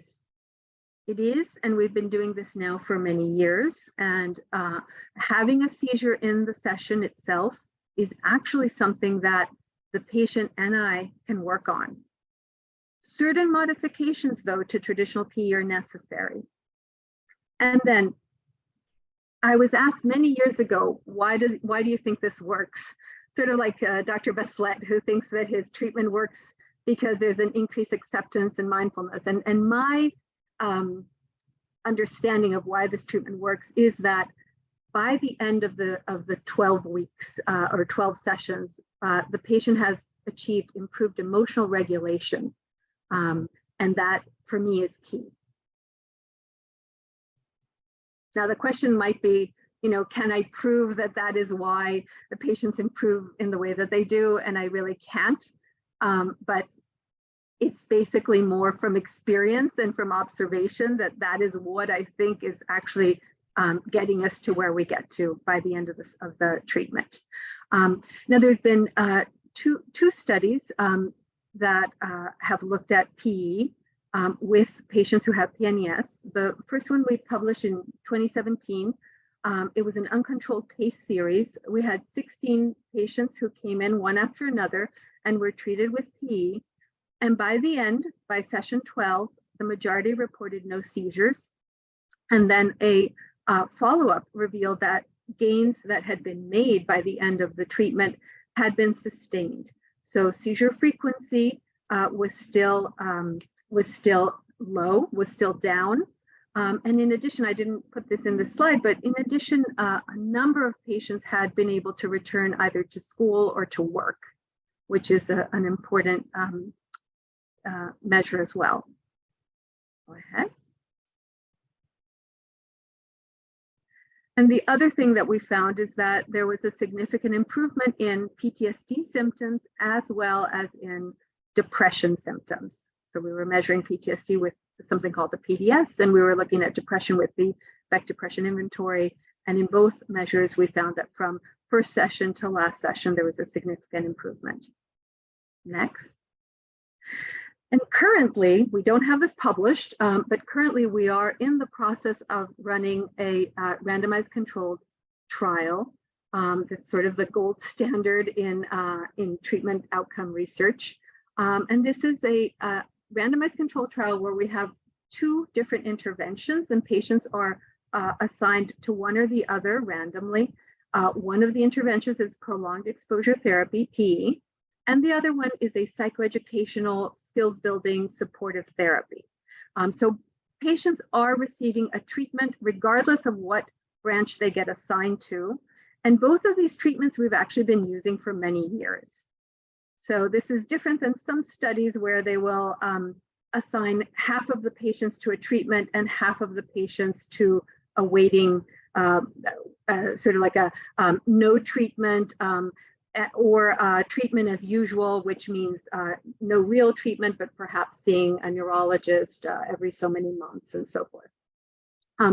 We initially were going to administer these treatments in person, but then COVID happened a month before we were starting.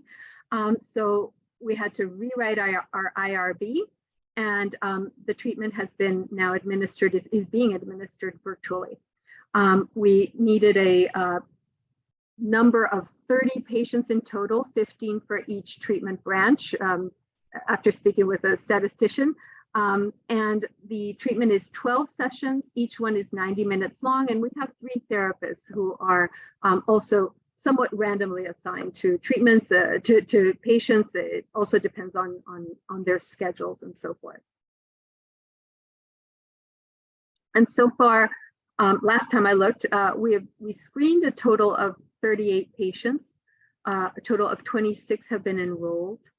A total of 13 have now completed not just the treatment at session 12, but they've actually completed their 12-month follow-up. Because the other thing is that we are following up patients at 3 months, 6 months, and 12 months after they complete treatment to see how the results of the treatment stand up over time. And currently we have 3 active treatment cases. So we really don't have any solid numbers to look at, but we do have 13 subjects who've been assigned to PE, 10 to psychoed who've completed. And then what we have seen, and this is very rough, so please don't quote me, you know, we're going to be finishing with our 30 patients probably by the end of this year, if all goes well. And then as you can see, we are then following patients up for 3 months, 6 months, and 12 months. So we're still a ways away from completing everything, but just eyeballing seizure frequency by the end of treatment, by the end of those 12 sessions, we are seeing that in both treatment types, patients are experiencing a reduction in seizures. In PE, the decrease is significant, but with psychoed, there's such a strong trend that we still have several patients to go. And what we may find is that both treatment types are useful, and that would be really interesting, really surprising to me, but that's the way science works, because my sense is that there's a rationale behind PE, there's a reason why it should work, and for psychoed, you know, it is something that we've been using for a number of years, but it seems to be less a less solid rationale for why this would work. And yet here we are. And what we may end up finding is that both of these treatments are actually useful. The interesting thing will be over time, especially the 6 and the 12 months, to see if both treatments do continue to hold up after treatment has finished. We have not analyzed the psychometric measures yet, and it's in red because it's very important. We're waiting on that follow-up. Now, some practical modifications for P, and this is going more for the therapists who are in the audience. There are a few things that we do differently in P when we're working with someone who has PNES. First off, it's very important in the first session that you need to get a clear and accurate seizure description. And the patient may have more than one seizure. But that is one thing that you want to start out with, because you want to know if a seizure is going to happen in session, what to be prepared for, but also it helps you understand what's going on with the patient during the week when you're not meeting with them. Second modification that sort of goes hand in hand is you want to have the patient keep a seizure diary, and we'll talk about that in a bit. And then the rationale, and I keep mentioning this word, the rationale for why we do what we do in P and why it works has to include an explanation as well for why this works with PNES in particular. Next slide. So the seizure information that we need as a therapist, as a clinician, is first, a clear description of what the seizure or seizures look like. And it's not uncommon that patients will have more than one seizure type. Some may be just sort of blanking out, losing time, not being able to respond. And some are very intense and physically active with either loss of tone or shaking. We also want to know the frequency. Some patients have a seizure every month. Some patients have 10 seizures a day. The intensity, the potential for injury, and we want to discuss with the patient safety issues in the session, whether you're doing the session virtually or in person, and safety issues at home as well. We are the experts in this field, and the patient is coming to you as an expert. And so it's important to not just focus on what's going on in the session, but also brainstorm with the patient about what happens outside, what happens at home. Next. The seizure diary that I ask patients to keep is a little different than the seizure diary that most epilepsy programs might ask their patients to keep. So we are interested in the day and the time when the seizure happened, but if there's 10 in a day, then it's not necessary to become very obsessive over writing every single one down. What I also ask for the person to write is, what were you doing at the time?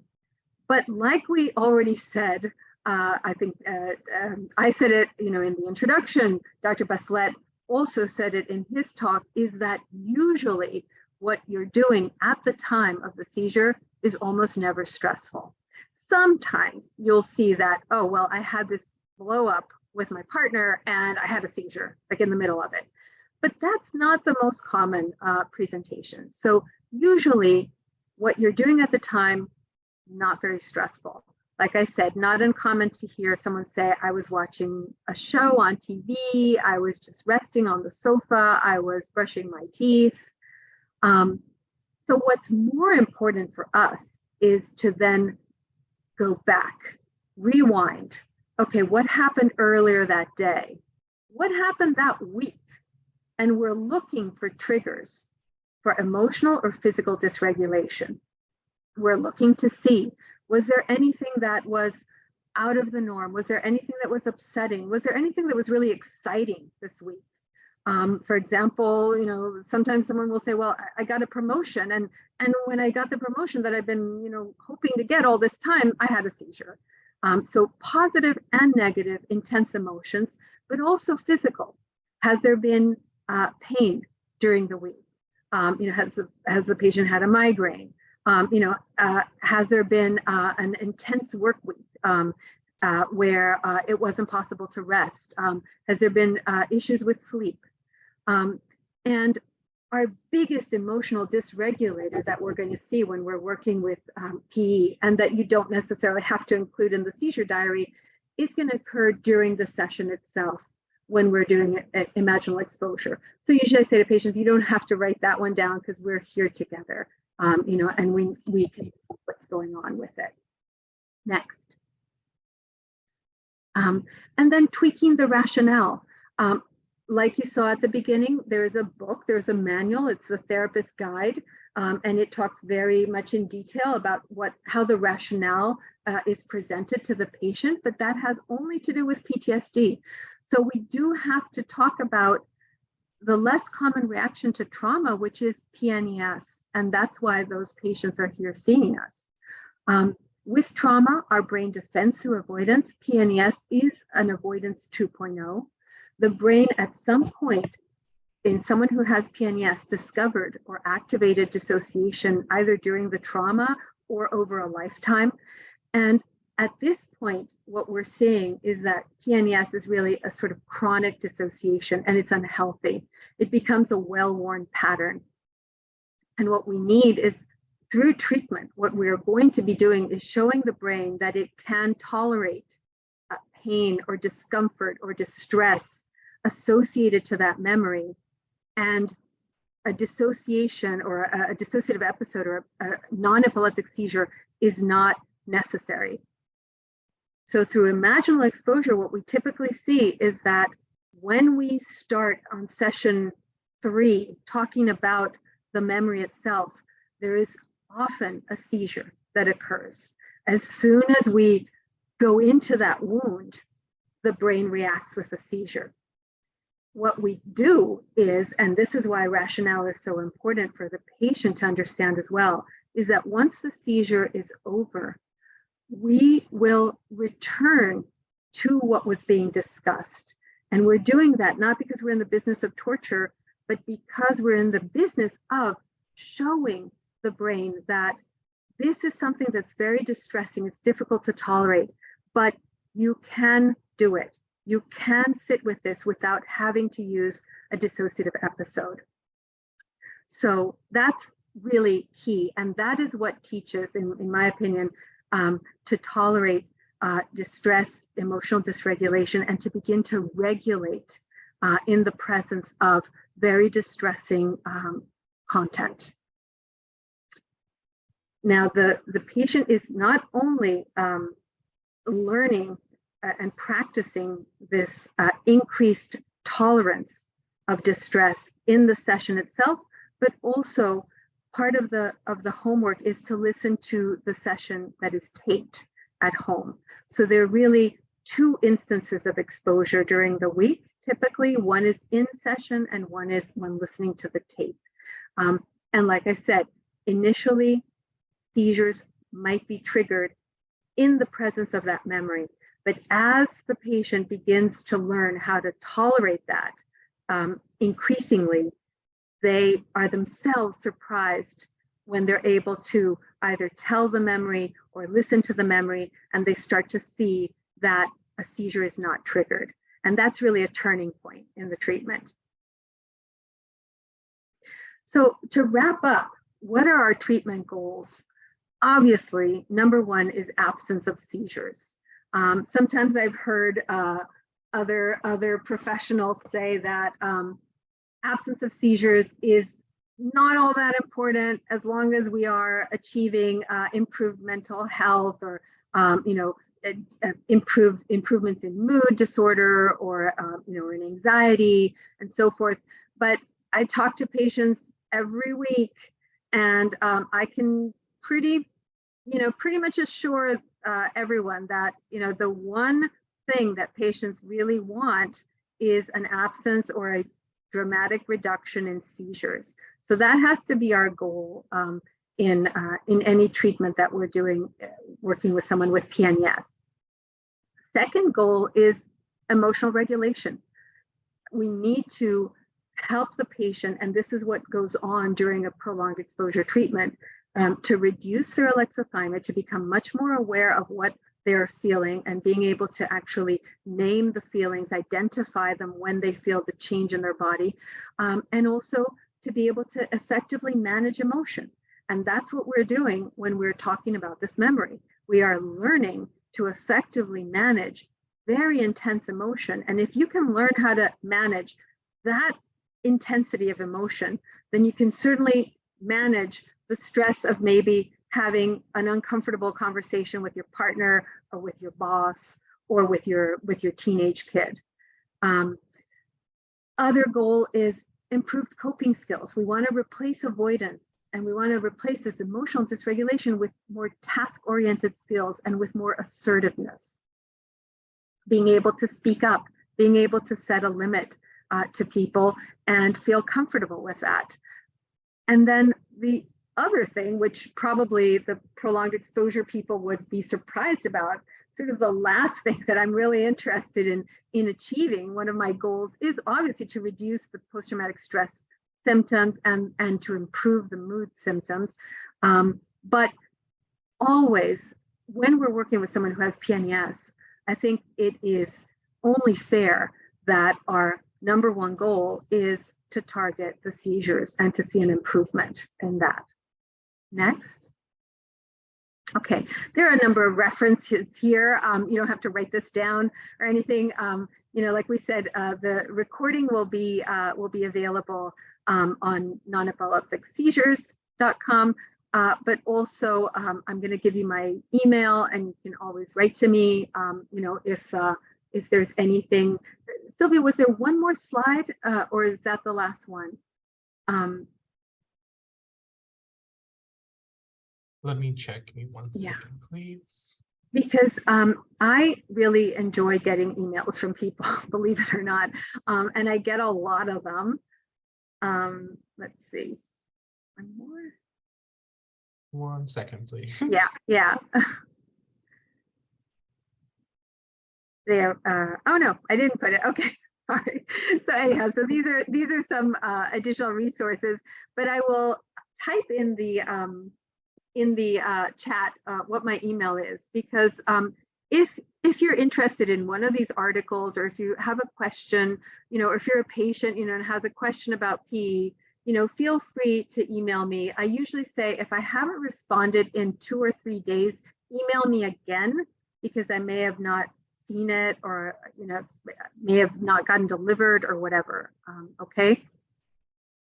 And these are some additional resources just for you.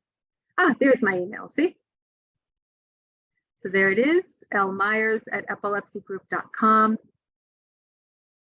And like I said, email me your questions. If there's an article that I mentioned that you're interested, you didn't catch it, you didn't catch the full reference, then I'll send that to you as well. Okay. All right. And with that, we're done. I don't know if maybe there's a question or two, and if not, we take like a little 5-minute break or something, and then we come back for Dr. Doss, who's going to be talking about treatment in children and teenagers. All right. I also just wanted to float out there for anybody interested. I'm compiling like an email list for people that also want to be sent the link to the recording after this meeting is over, and I'll just DM me your email and I can, you know, send it out once that's out. So yeah, we have a couple of questions here. Just give me 1 second. The first question we have here is, can a PNES trigger be described as the brain going into freeze mode instead of fight or flight? Yeah, I think that's you know, I think that's a really good way of conceptualizing it, right? Because we do talk about fight or flight, and I think that there is a third response that the brain can have, which is to freeze and almost play dead in a way. And that's usually when you can't fight and you can't flee and you have nothing else at your disposal. This is sort of the last ditch, tool that our brain has. That's my perspective of it. Dr. Baslett or Dr. Doss may have a different read on it.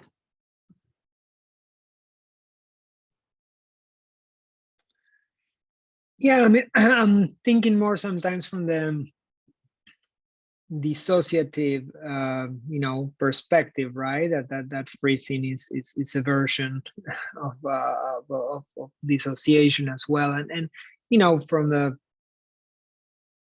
I mean, also from a very evolutionary point of view, right? I mean, when someone is having a convulsion, right? It's a symbol of sickness also, right? Or something is wrong, so don't mess with me, stay away from me, right? So it can be it can be a defensive involuntary defensive mechanism there to push away potential predators, right? So I agree. I was actually gonna say I can see it as both ways. I think it could be like a freeze response, and also a bit of a stay away because I could hurt you if you come close. So give me space, give me some space, and in a defensive kind of protective way. I often see the PNES as being protective. The brain is working on protecting, and it doesn't know how to do it. And sometimes this is the way it's developed to be able to give the person space. So that's kind of how I see it, with kids especially. Would like to field another question or two, or would you like to go on that break now?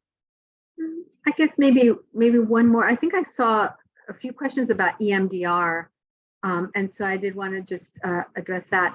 I think that EMDR, it's logical. It makes sense that if PE works well with patients who have the dual diagnosis, EMDR probably should as well. It's a treatment also designed to treat PTSD. The only thing is that there just have not been any studies that I know of. I mean, I know there's one article that talked about 3 cases, so it was like a case series. That I know of. There are no sort of bigger trials that have been run with EMDR, but I may be wrong. I don't know if Gaston or Julia, if you're aware of anything. I'm actually waiting to see if someone will run a trial, so that we'll have that information. Yeah. Okay. So maybe we can take like a 10-minute break. Julia, it is Yep. like a 10-minute break, right? Yeah. Yep. And then Julia will be speaking about treatment for children and adolescents who have PNES, which is actually very different. Children are not little adults, as I think some people see them. They are quite different than adults. Their risk factors are different. The treatment is obviously different because you're working also with families. You're working with schools. Working with different medical staff. So, I think it's I'm looking forward to hearing what she has to say about all of that. Okay. Awesome. So we will reconvene at 11:10. Enjoy the break, everybody.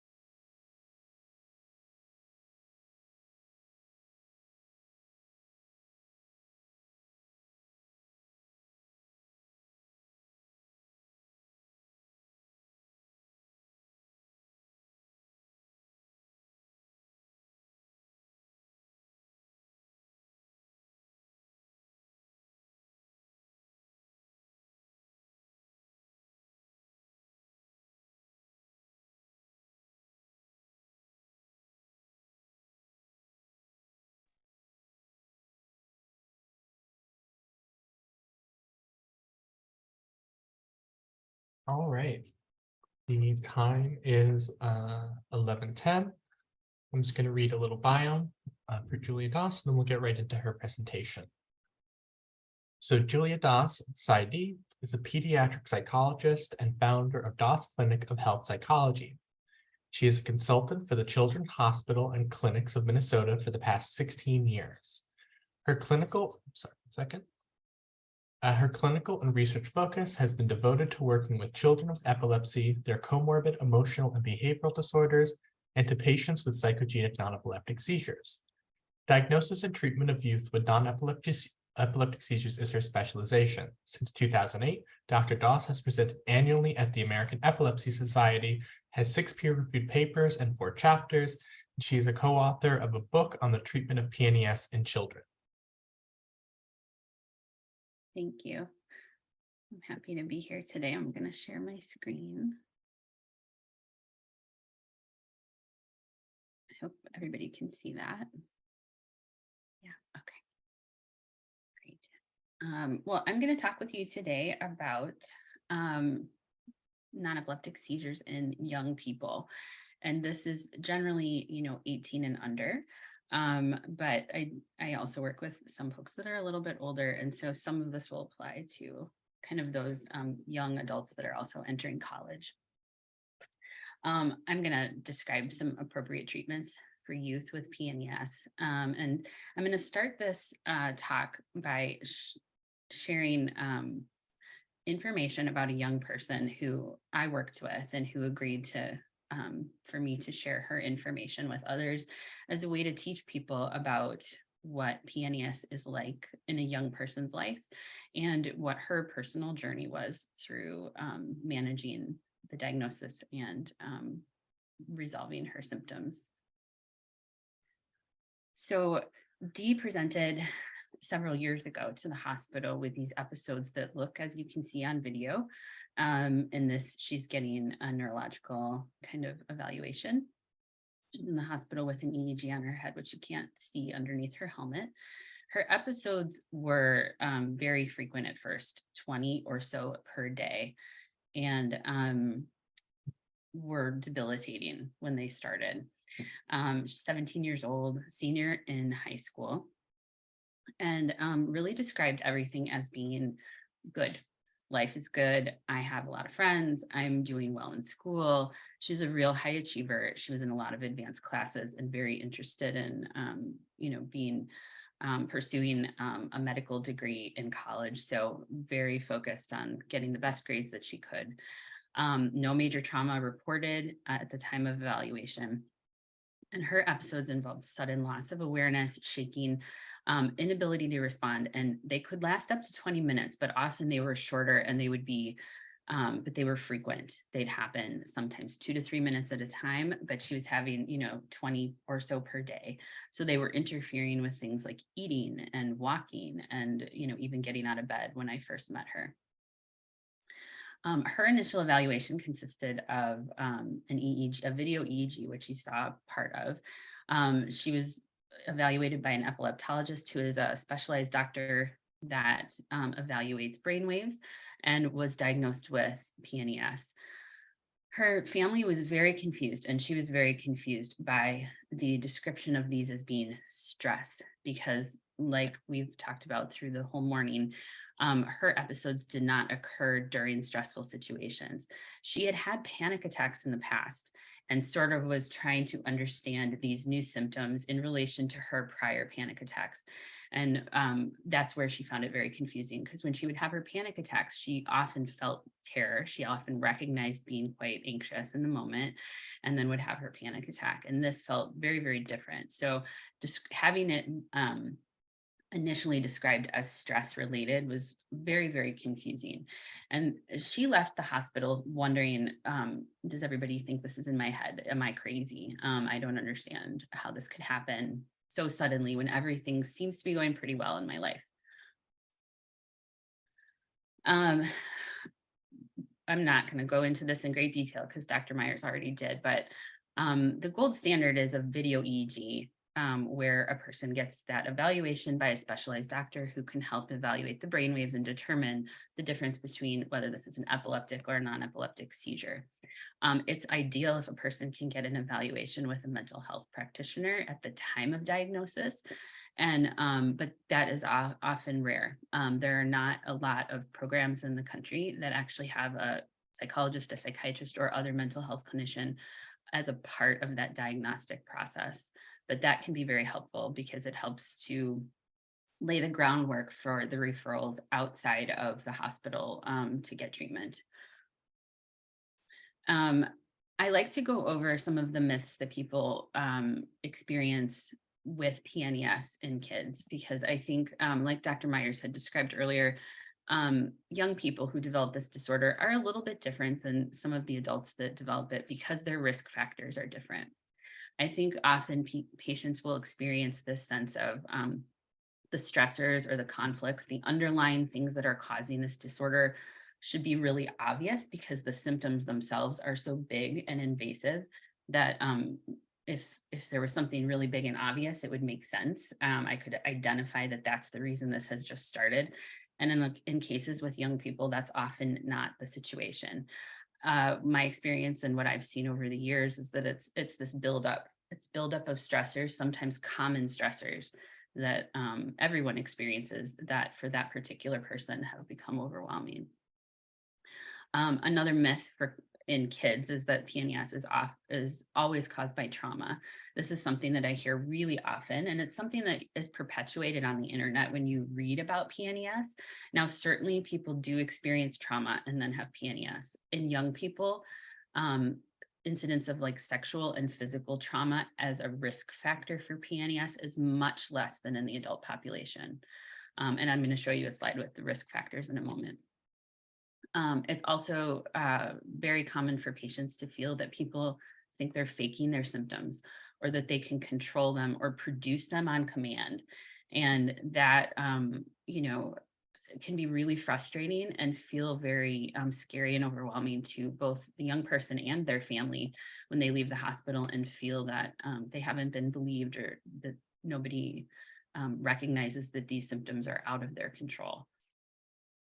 Now, this is a study from about 10 years ago now, but some of the common risk factors that we see in kids, which is different again than in adults, is that bullying is probably the primary trauma that kids report experiencing who have PNES. In this particular study, it was 41%, but I've seen some studies where it's been over 50% of the young people who later experience PNES have a history at some point in their childhood of significant bullying. And then you can see some of the other adversities or risk factors that people experience: death, bereavement in their family or a close family friend, loss, illness or injury. Medical illness is one of those things, witness to domestic violence, and sexual and physical abuse are also risk factors, but they're much less common risk factors in the young population. Co-occurring psychopathology, co-occurring emotional disorders like anxiety, depression, PTSD are very common with young people. But what we have found in some of the studies is that they have not been diagnosed, or if they had been diagnosed previously, they were not adequately treated for those disorders, for those co-occurring disorders. Now let's go back to our case example. So the thing that was really challenging for Dee and the family, as I explained, was that this explanation of stress as a reason for these symptoms to be occurring. And they were initially coached to identify traumas that could have occurred that would have brought these symptoms on. And unfortunately for them, this happened at a hospital prior to the evaluation I showed you. It happened at a previous hospital. They spent a lot of time trying to investigate what were those traumas, what could those have been? And this led them down a path of just feeling like nobody understood the diagnosis. This wasn't an accurate diagnosis, which is why they came for a second opinion and had another evaluation. And so for her, the progression of the symptoms increased over that period of time from the first evaluation to the second evaluation, because I think it was like 3 or 4 months before she was able to get in and actually have that evaluation where it made sense what this diagnosis was. So that delay in treatment was really unfortunate, and it had a lot to do with just not understanding what the diagnosis was and how it could happen for her. So I often see treatment with young people as really starting in that diagnostic process. If they have a really good understanding of what the evaluation is and why they're looking at certain things, and then the explanation for what this disorder is and how you treat it, and they get their questions answered, it really helps people to be able to take that step and get into the appropriate treatments that they need. I think one thing that's changing over time and is good, but we still see is this really long diagnostic delay. So in her example, it was just several months. It was a short time frame, actually, from when her symptoms started and she had an initial evaluation to when she came into the epilepsy center and had that full thorough evaluation and understood the diagnosis. But it can take for young people up to 3 years to get an appropriate diagnosis. Now, that sounds like a lot of time probably to adults, but when you think about it in the life of a young person, that could be their entire high school. That could be their entire middle school experience. It is a huge developmental problem if they are having these symptoms for 3 years and don't know what the symptoms are. So that's part of why early evaluation and diagnosis and understanding the diagnosis is so important. So things that I think about when I'm approaching a person who has this experience of not understanding, either not understanding the evaluation or questioning whether they had a good evaluation, is I want to know the history. I want to know all of the symptoms and understand the symptoms really well. How is it affecting that person's life? And I think building rapport, meaning building that connection with a patient, for any therapist is really, really important, and especially for folks with this disorder, because I think, unfortunately, some of the experiences that they may have had prior to coming in to see me or to clinicians like the three of us who work with this often, is that they don't understand what's happening. They feel dismissed, and sometimes they feel, again, like they've been told this is all in their head, and that really makes them feel unsafe in a therapy situation. So building that safety is like step one in treatment. Now, this is a laundry list of different types of therapies. And the reason I have it listed like this is because really there are a lot of different therapies that can help with young people. As far as studies, Dr. Beslet and Dr. Myers went through various studies that they've been involved in and looking at working with adults with this disorder. Unfortunately, with young people, there have not been any studies that have been controlled trials yet. There are some that are in process right now. We don't have any of the data yet from those, but the kind of research has lagged in the pediatric world as compared to the adult world. I think it's getting started now. And like Dr. Myers mentioned, there's a renaissance now, and there's more funding going to help support studies so that we can actually look at more treatments that would be effective with young people. But right now, a lot of the studies that are out there are case reports. But there's some promising information in those case reports, and there's a lot of different therapies that can be useful. And this is for the clinicians in the audience. If you've been trained in cognitive behavioral therapy or mindfulness or behavior modification or psychodynamic work, you can use that work that you've already done and understand how to do in therapy and apply some of the principles that we're teaching today related to working with young people with PNES in the regular treatment that you would do. And so I'm going to go through sort of an example of how to pull some of these different types of therapies together in a format to work with young people with PNES.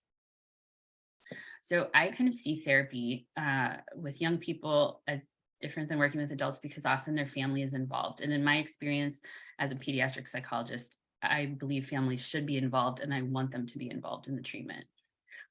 It looks a little different than traditional family therapy. I don't have family and kids in the room together. I honor that the kids need their separate time to learn their skills, and the adults need to have their time to ask questions and also learn how to support their child. And so it's sort of two therapies in one that are happening.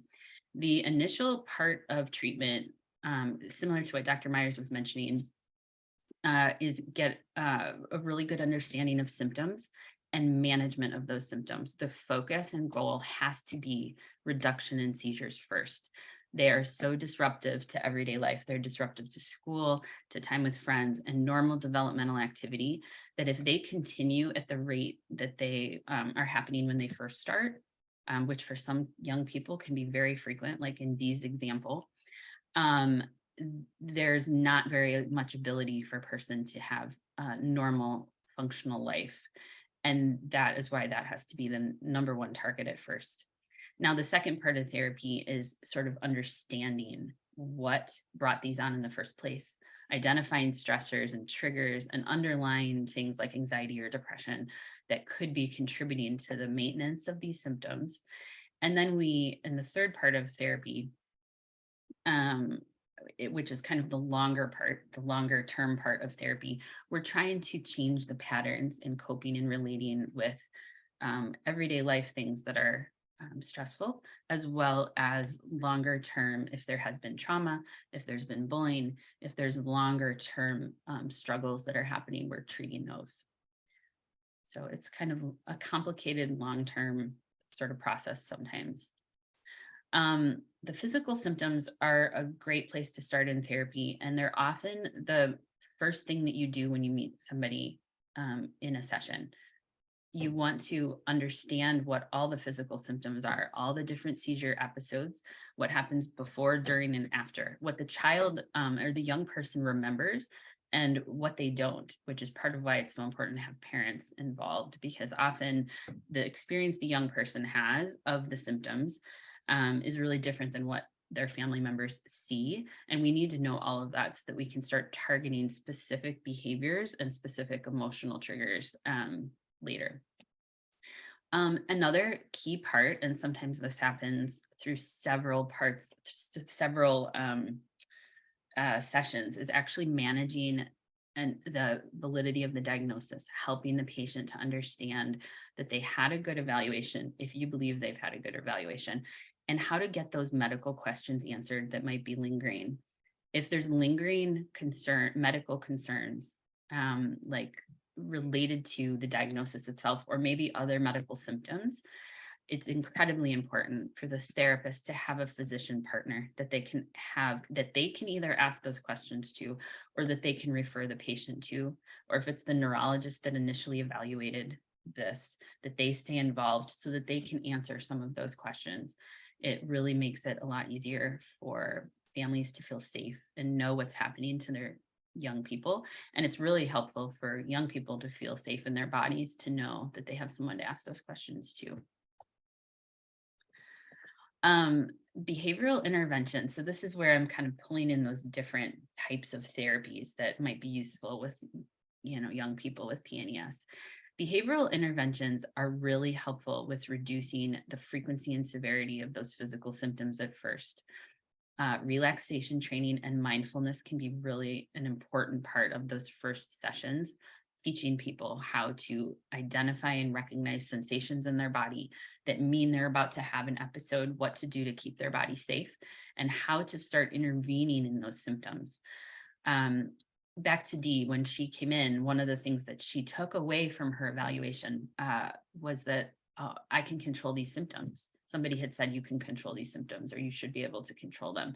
And she thought, I should be able to control them already.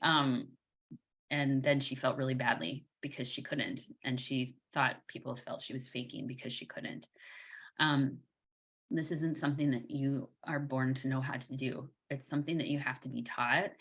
And through relaxation and through mindfulness and through recognizing and having a way to tune into your body and recognize those body sensations is the start of being able to control those symptoms.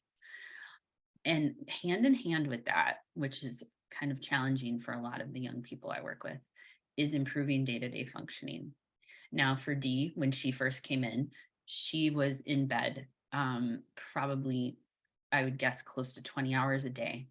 She wasn't able to get up and walk around much because she kept feeling like she was going to have episodes. She became really frightened about being physically independent in her space at home, let alone leaving the house and even thinking about going back to school.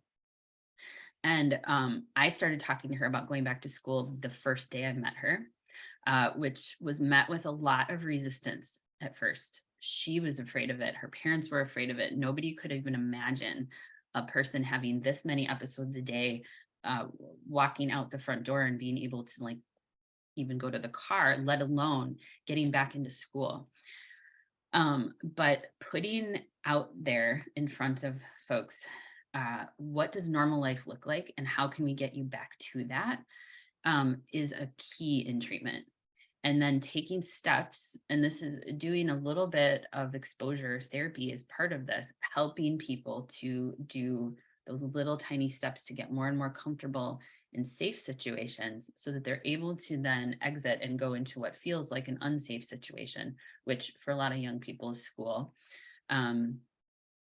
Because there's just so many people, there's so much unknown. There's so much unknown about how the episodes will be managed. But that is a key step, a key first step in treatment is coming up with a plan related to that. In-session behavioral interventions are really important. Practicing some of those mindfulness and relaxation strategies. I personally am trained in hypnosis, and for some people, I will work with them doing some hypnosis to help them develop body awareness and grounding strategies, like recognizing where they are in space and time. When a person starts to lose awareness, it's very disorienting and scary.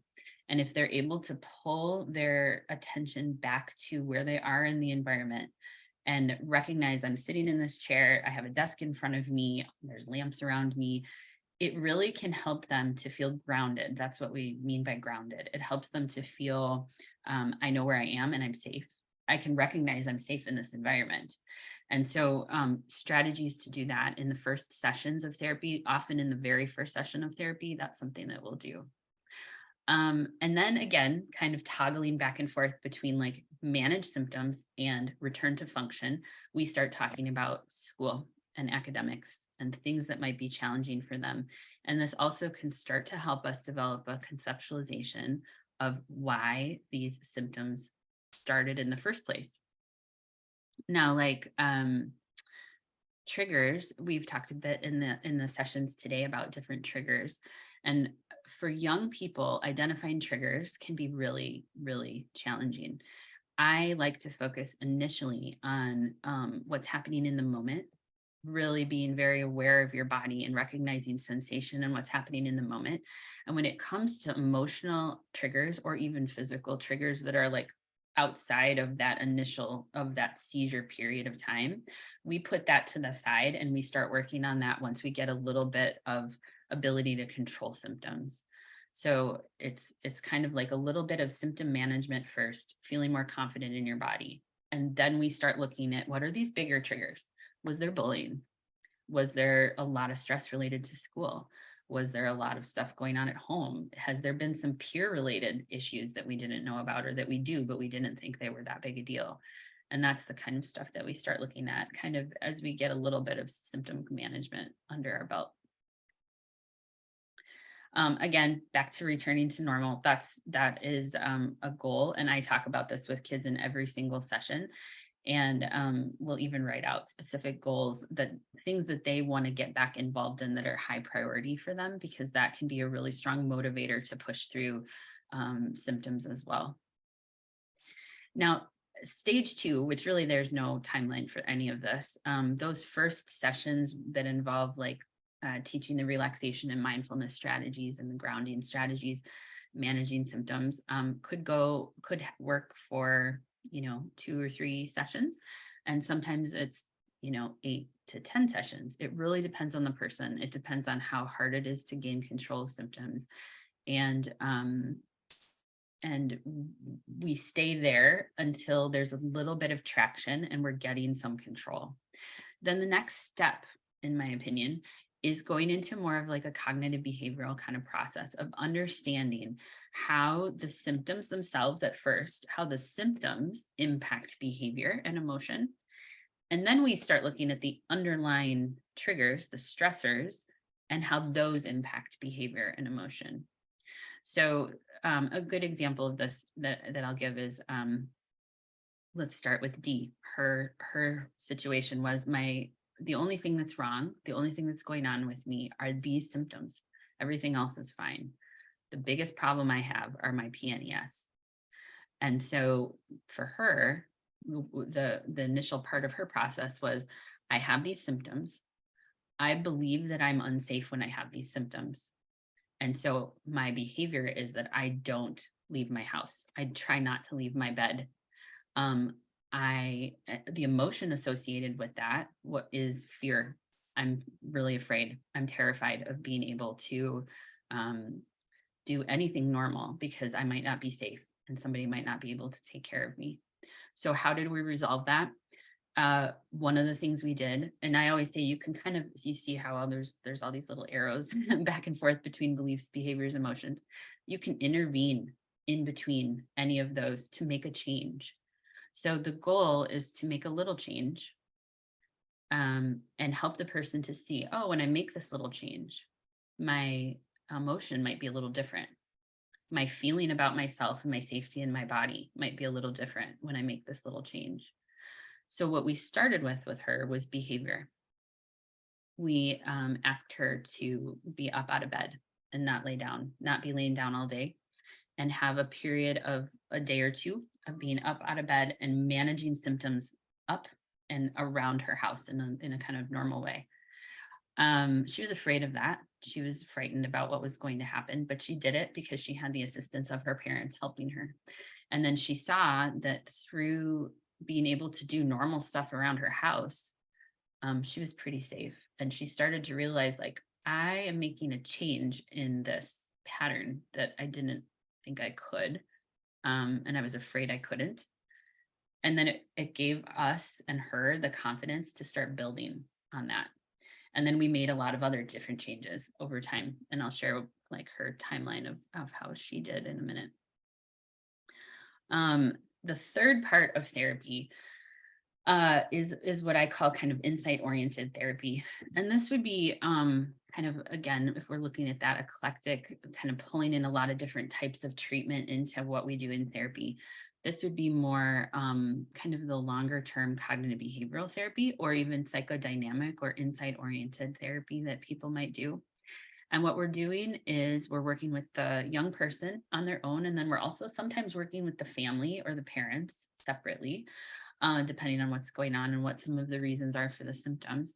And we're helping everybody to understand how to change patterns of coping and managing stressors individually and as a family. And this can start, it doesn't have to start like way late in treatment. Sometimes I will start this right away and I'll have parents be involved in sessions and meet with them here and there from the very beginning of treatment. But the goal with this part is helping everybody to kind of respond differently when a symptom or trigger happens, so that the pattern of avoidance doesn't get perpetuated ongoing. And very often it's really helpful for families to be pretty involved in this component. Now, back to Dee, just to finish up on her case and what happened with her. You know, she was admitted to the hospital, had that evaluation. She was having a lot of episodes each day.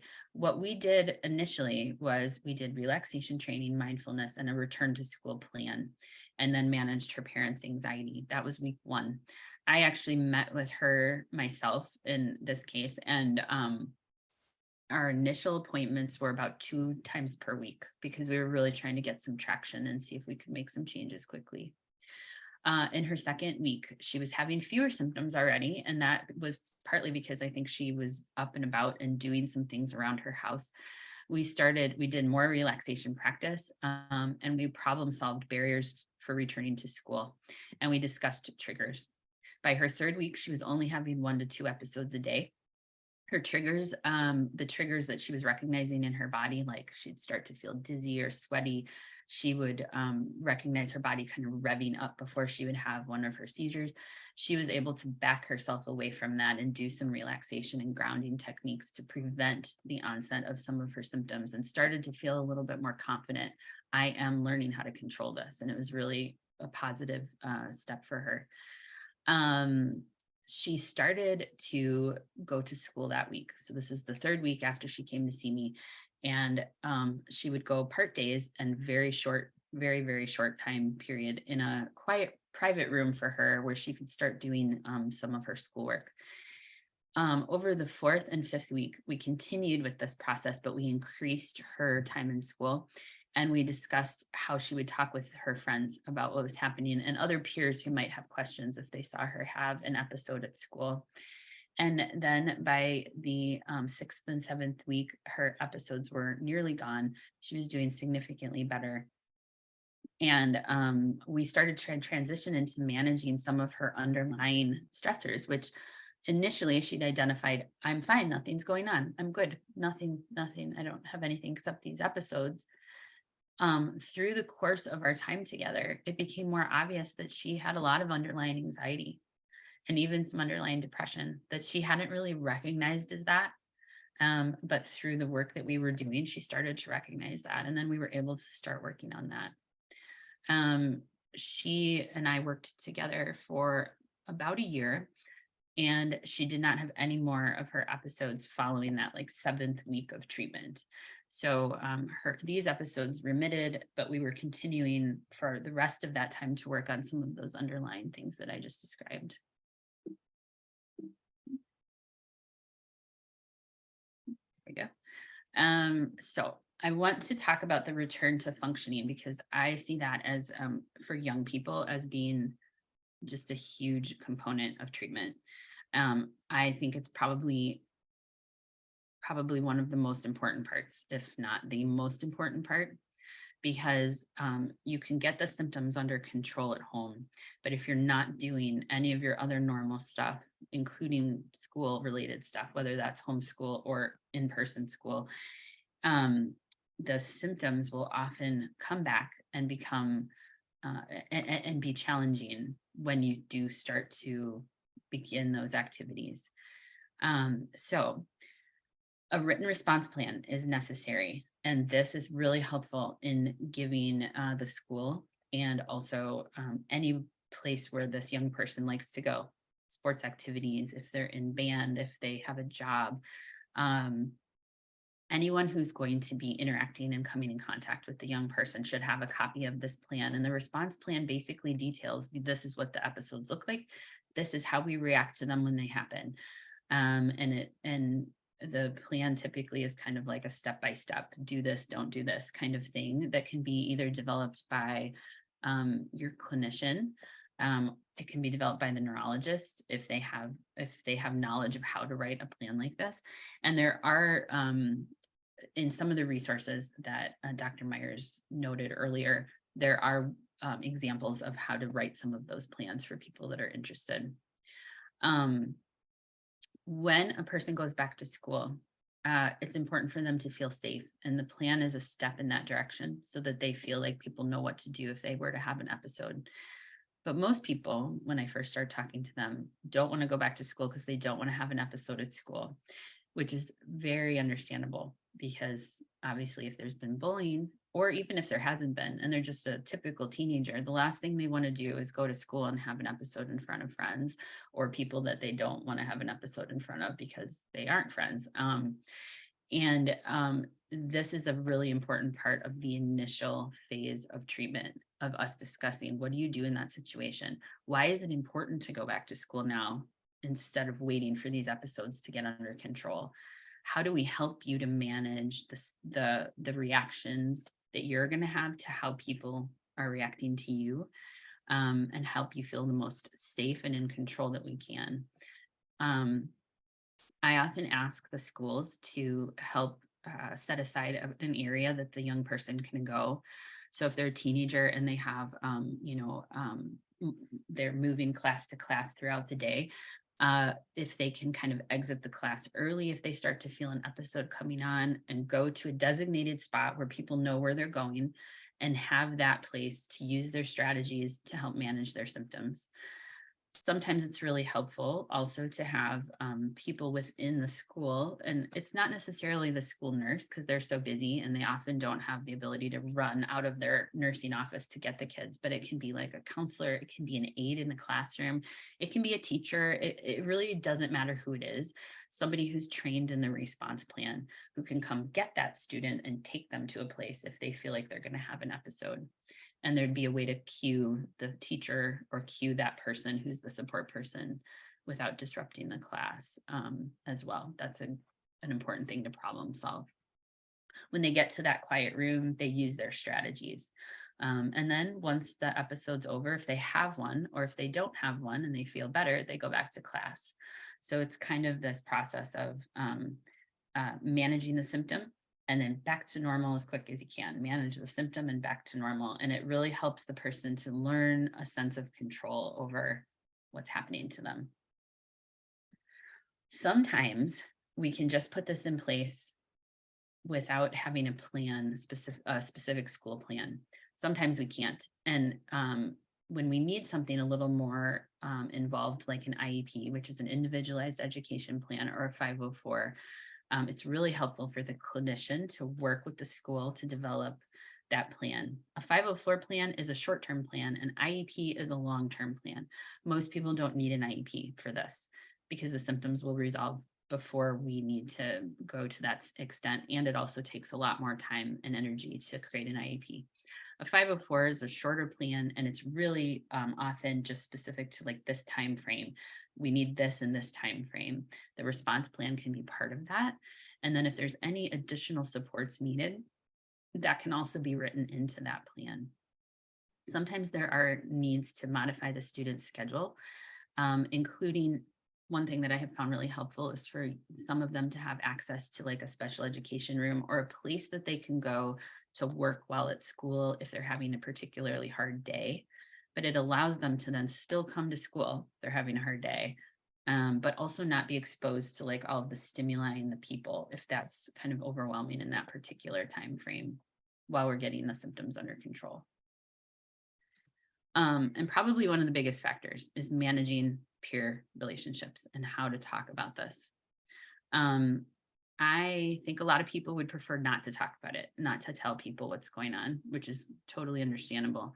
But if they end up having an episode in front of one of those friends or even somebody who isn't a friend and they don't know what to do, often not having knowledge makes people much more frightened than having knowledge about something. So I will work with the kids. We'll even sometimes like role play a little bit, how to talk about it to other people. I encourage them to not tell people everything, but only tell people that are their closest friends the full story. And then they kind of like make the story smaller and a little bit more blurry for the people that are not friends or people that they don't need to know all the information. And there are various ways that we can do this, that we can kind of describe what's going on, and working with the young person to develop that narrative is a really important part of also those first few sessions. So in summary, there's a lot of different factors for young people that cause the development of this disorder. The physical symptoms that we see on the outside are really kind of that tip of the iceberg. The stuff that's underlying it and the stressors are complicated, and it's a heterogeneous group of folks who develop this. It's not all one thing that causes PNES. It's a range of often hard but normal stressors in kids. And once we can get them to have an understanding of how to manage those symptoms, then we can work on some of those underlying triggers and stressors and eventually alter the way that they cope with those stressors over time, so that hopefully the PNES doesn't reemerge, and also they just are able to feel better and function better ongoing. So I am gonna stop there. And I don't know if we have any specific questions, but I think we have time for me to answer some specific questions. So I'm just wondering, with that, do you want to answer some questions specific to your presentation now, or do you want to just take a break now and just answer all the questions at that 12 o'clock Q&A portion? I'm open to, what do you think? What do you guys think?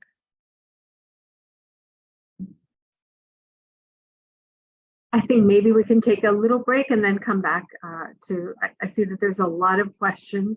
Yeah. Some are directed directly to Julia, some are more general. So maybe we can come back and start out with Julia's questions and then sort of tackle the other ones. Okay. So take like a 10-minute. Yeah, we will reconvene at 12 o'clock, and I will add the people that put their emails onto the list right now.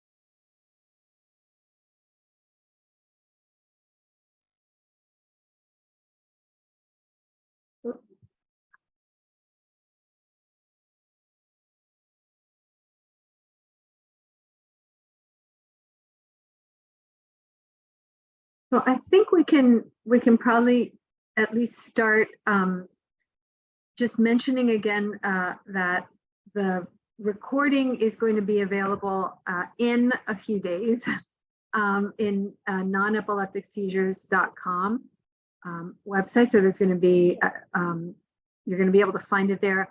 I think it's under resources or for patients or for clinicians. Let me just double check here. So you're going to see, yes, that there's something called reading materials on PNES, but then we have webinars as one of the options. And so that is most likely where you're going to be able to find it. So nonepilepticseizures.com, you're going to go to reading materials on PNES, even though it's not a reading material, and then you're going to click on webinars, okay? And give us a few days because today's Saturday and our web person is not going to work on it until next week, right? I had a question for Gaston actually, which was, you know, I'm really interested in the treatment that you offer, and I was wondering, are you or your program, are you still taking new patients? How would they get to your program? So yeah, so we see patients. We're now moving, because of the very high demand, we're moving to offer a group version of this treatment that we haven't really done it as a group version before. So we will see how it works as a first step for patients. So there are different ways in which we offer treatment. I mean, number one, everyone has to be seen by one of our doctors to verify the diagnosis, review the chart, etc. So it's not like coming in and immediately starting treatment. So there's usually an evaluation, and then from there it's the decision. What we've been offering has been, if someone has already an established therapist in the community that they work with for other things, right? We try to help that community therapist to use our manual. We provide the manual, we give them, you know, support and instruction on how to, and you know, they can come to our weekly meetings to staff with us if that's what they want, because really the demand is so high that, you know, we see our role not only directly treating patients, but also helping people in the community to feel more comfortable treating patients with PNES. So we've been doing that, but also seeing patients within our clinic, which is what we've always done, but also because of the demand, we're now launching a group intervention. And we have been expanding, this has been going on for the last few years, not only seeing patients with PNES, but patients with other types of functional neurological disorder. So that's also an important piece why we need to always evaluate patients to see what other comorbidities they have. And are you treating the FND patients that don't have PNES with mindfulness-based treatment also? So what we are doing is, it depends. So some patients, if it's a purely motor problem like you know, weakness or gait dysfunction, and nothing else, and no other obvious targets, then, you know, our first line treatment is FND focused physical therapy. We work with physical therapy, occupational therapists. So that's our first line of treatment. Now, many patients, as they go through that, if there are barriers that interfere or other symptoms emerge, they may be referred to, we may decide as a team to add the psychotherapy piece. Okay, great. So Sylvia, maybe we can start with some of the questions. And I think I saw even some newer ones coming in. Yeah, one question that's come up a couple of times. It's just the general support skills / tools that we can implement in a day-to-day routine to help a family member that has PNES. So general tools to implement as a patient, but also general tools that can be used by family members. Is that the question? To support a family member that has PNES. Yeah. So for the general tools, I think, you know, Dr. Bachelet already mentioned that nonepilepticseizures.com, we had worked on, creating some handouts and information on what to do for a patient. This is not going to replace therapy or treatment, right? But some tools to respond to when a person feels that dissociative episode is starting to get triggered. So some grounding tools and some relaxation tools that can be used. But it's sort of like, like when you work with a trainer in a gym versus you try to do something by yourself, from having read something online. There's a big difference between using some of these tools just by yourself versus, having a clinician, right, that you're working with and who's, providing you the tools. You get to practice them. You get to come in the next week, sort of evaluate how that went. You can brainstorm with them, and you're doing a lot of the other stuff, that, for example, Julia mentioned, just now, really, I thought it was a great presentation here, just describing how the treatment works, in terms of, addressing the symptoms, but you're also, doing a lot of this more introspective work, and then the family dynamics work, and et cetera, et cetera. But some of those tools, are a good place to start. And for the family, I would say, it's more, I think there's a more complex answer. First off, I think that where to start is to learn more about PNES. So if we have family members who are here in this meeting today, I would say that you're off to a great start, because you do need to educate yourself about, this condition. The patient should also be learning as much as possible. Knowledge is power, right? But then also, what are the seizures like? I think every person is different. So for a family member, you're going to really have to figure out, what are the seizures like? What does sometimes the patient themselves will say, I prefer if, you leave, or I prefer if you stay in the room with me, or perhaps the family member is a very anxious family member. So then maybe that wouldn't be the best person to stay with the patient when they're having that the seizure, right? Maybe it's better for that particular person to, remove themselves and leave the patient safe, and perhaps with someone else. So it really depends on each case, each presentation, what you as a family member observe. Maybe you observe, that, wow, it seems like, when we do X, Y, and Z, this seems to lead to a seizure, or, it seems that the seizures are shorter when, we do whatever. So, I would say that it's a case by case sort of thing, but definitely starting with education and starting with sort of like an open, curious attitude to what do I understand about the symptom, and what's working, what isn't. I don't know. And Gaston or Julia?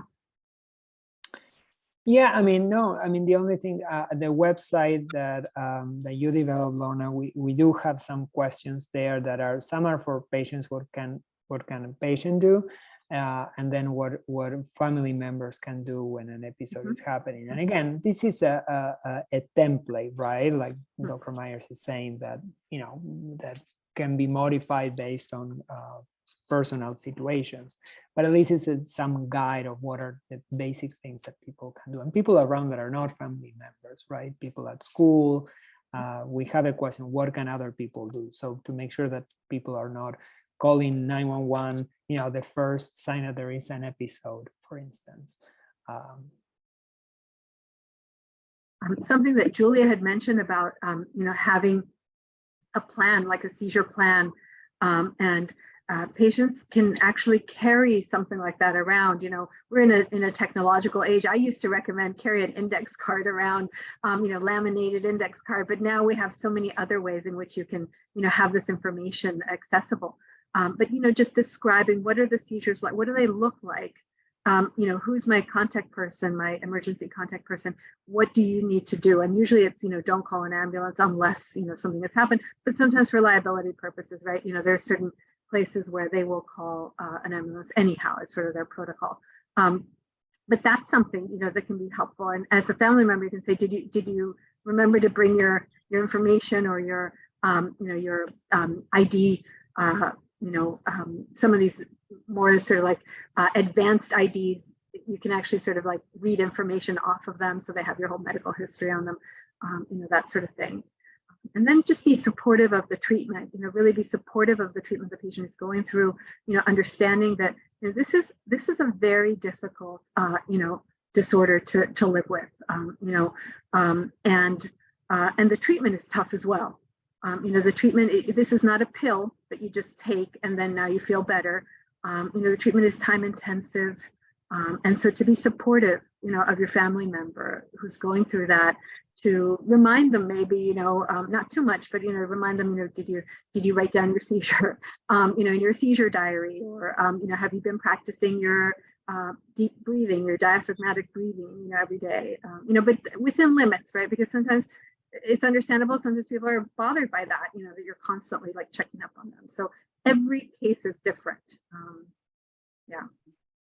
Yeah, I just want to second that. I think every case is different. And one of the things that I get asked a lot about, and I think this is natural as a parent, you want to take care of your child, and you want to take away what is uncomfortable. It's really hard for parents to watch their kids go through this. So primary thing and very first session of treatment, in my opinion, for young people is sitting down with parent and kid and coming up with that plan together of what do we do when this happens at home and how do we manage it. And I'm not going to give any specific do this or do that right now, because it's very different for every person, honestly. And it really depends a lot on what the symptoms are and why the symptoms are happening as well. But working with your clinician to develop that plan it helps everyone feel safe, and it helps the young person also to be able to develop, have some agency and develop a way for themselves to manage it. Because unfortunately, in this situation, as parents, we can't like take it and throw it away for them. They have to develop those tools. And so, but the parent needs to be active in that and understand what those tools are, and be able to assist if appropriate. And again, that's where it depends on case by case basis.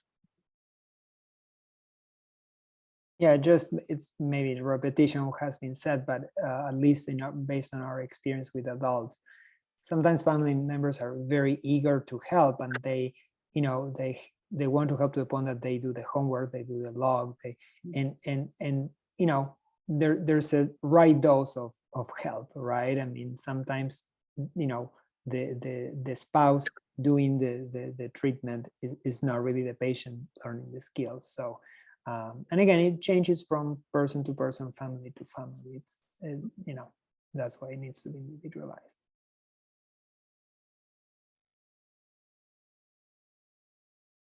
Great.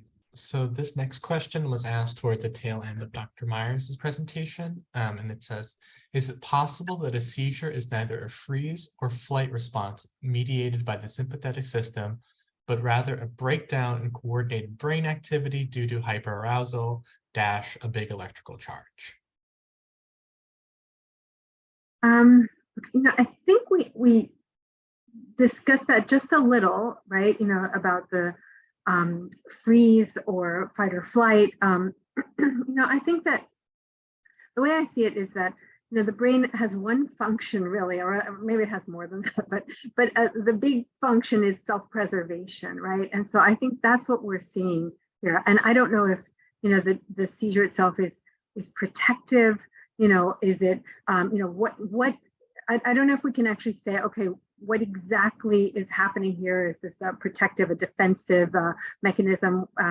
But, you know, I think that dissociation is a really powerful mechanism that we have at our disposal. It is only meant to be used in the most extreme of circumstances. I mean, it's sort of like the break glass, you know, in case of emergency, but you can't break the glass every single day. And this is what starts happening with non-epileptic seizures, you know, where this very, very extreme mechanism is now being used, you know, routinely.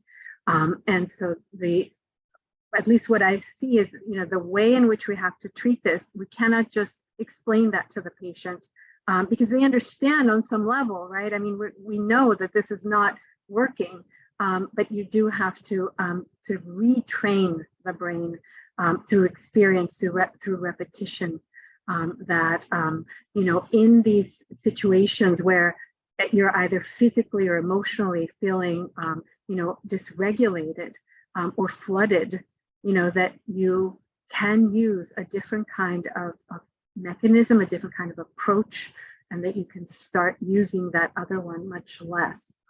So I don't know if, fight, flight, freeze, this, that, the other. I think it's the understanding of, how this is functioning now, and that it's really not functioning, right? It's not functioning, for the person. This is why they're coming to see us. This is why, Julia described that in his patients, they are not leaving their house or their bed, right? They can't go to school. So the work that we're doing has to be to teach the brain through experience and practice that, there is a different way to react to these, disruptors.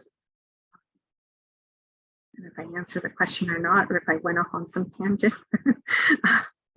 Yeah, I think these are hypothetical, right, hypotheses that we have about this disorder. The explanation that I read I found the most fitting actually doesn't come from the PNES or FND literature. It comes more from some of the trauma literature. And Pat Ogden, who is known for developing what is called somatosensory therapy, talks about a window of arousal tolerance, right? And we know within that window, we tolerate certain elevated arousal, drops in arousal, and some people have a very narrow ability to tolerate certain arousals for different reasons, right? Prior trauma or just more genetically predisposed, and can, what I see, and this is my spin on that, and when people can flip into either hyperarousal or what would be more dissociation or hypoarousal, more than distancing. So I see part of the idea of treatment is to expand that arousal tolerance, so people can learn to tolerate those fluctuations without flipping into these symptoms that become so dysfunctional over time.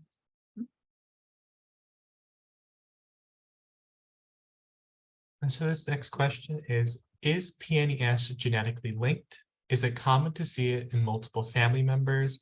And is it linked to epilepsy, autism spectrum disorder, or PANS/PANDAS? As in, if there are other family members diagnosed with epilepsy, autism spectrum disorder, and PANS or PANDAS, are you more likely to see PNES in that family?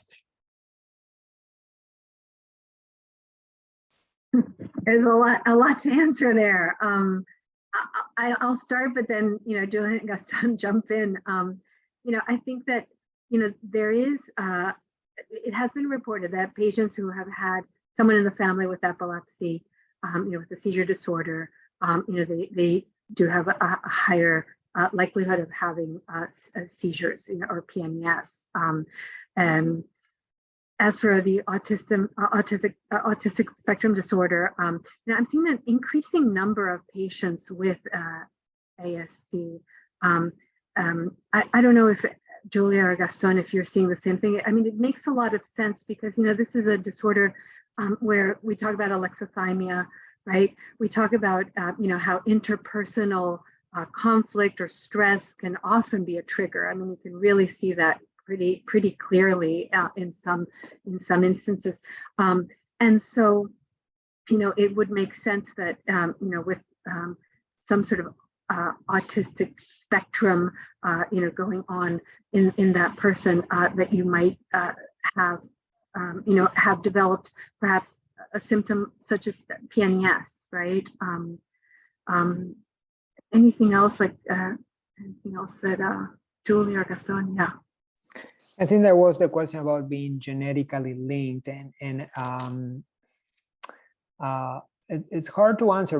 The very, very few and very small studies done on genetics in functional neurological disorder in general, not even PNES, having done, they're so small that it's really difficult to to draw conclusions from those. There are some epigenetic changes, meaning not, at least identified, basically, genetic material that, gets modified, and that means that can get modified, from external experiences that happen once a person is born.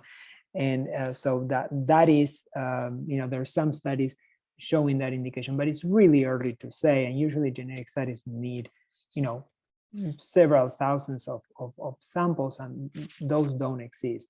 Definitely not in PNES, and what exists in FND is minimal. So it's hard to draw conclusions.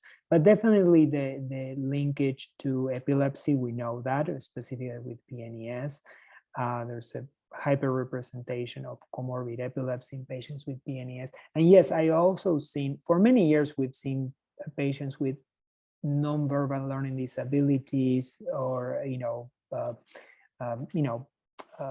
autism spectrum, and I always saw that as a developmental difficulty with that internal reading of internal changes that leads, of course, to all these consequences that we talked about. So I haven't seen studies really digging more into that or describing that in more detail, but I think definitely there is an overrepresentation of people with autism spectrum.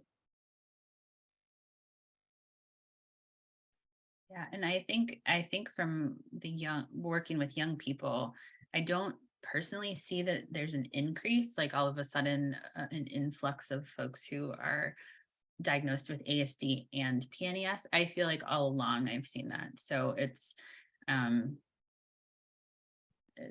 certainly something, but I also have not seen any studies looking at the link there or the prevalence of those disorders being comorbid.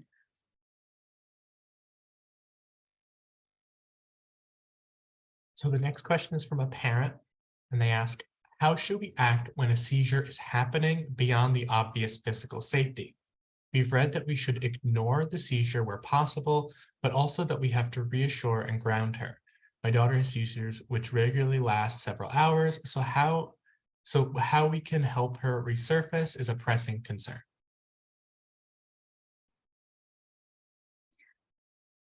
I'll start with this, and then if you guys want to jump in. I get asked this question a lot. And what I would say first is going back to what Lorna and Gaston and I said a few minutes ago, that everybody's plan needs to be really individualized and working directly with the clinician on what to do. What I would say is the question of resurfacing, I'm going to address that component of the question. This was something that was asked really frequently when I worked on the epilepsy unit.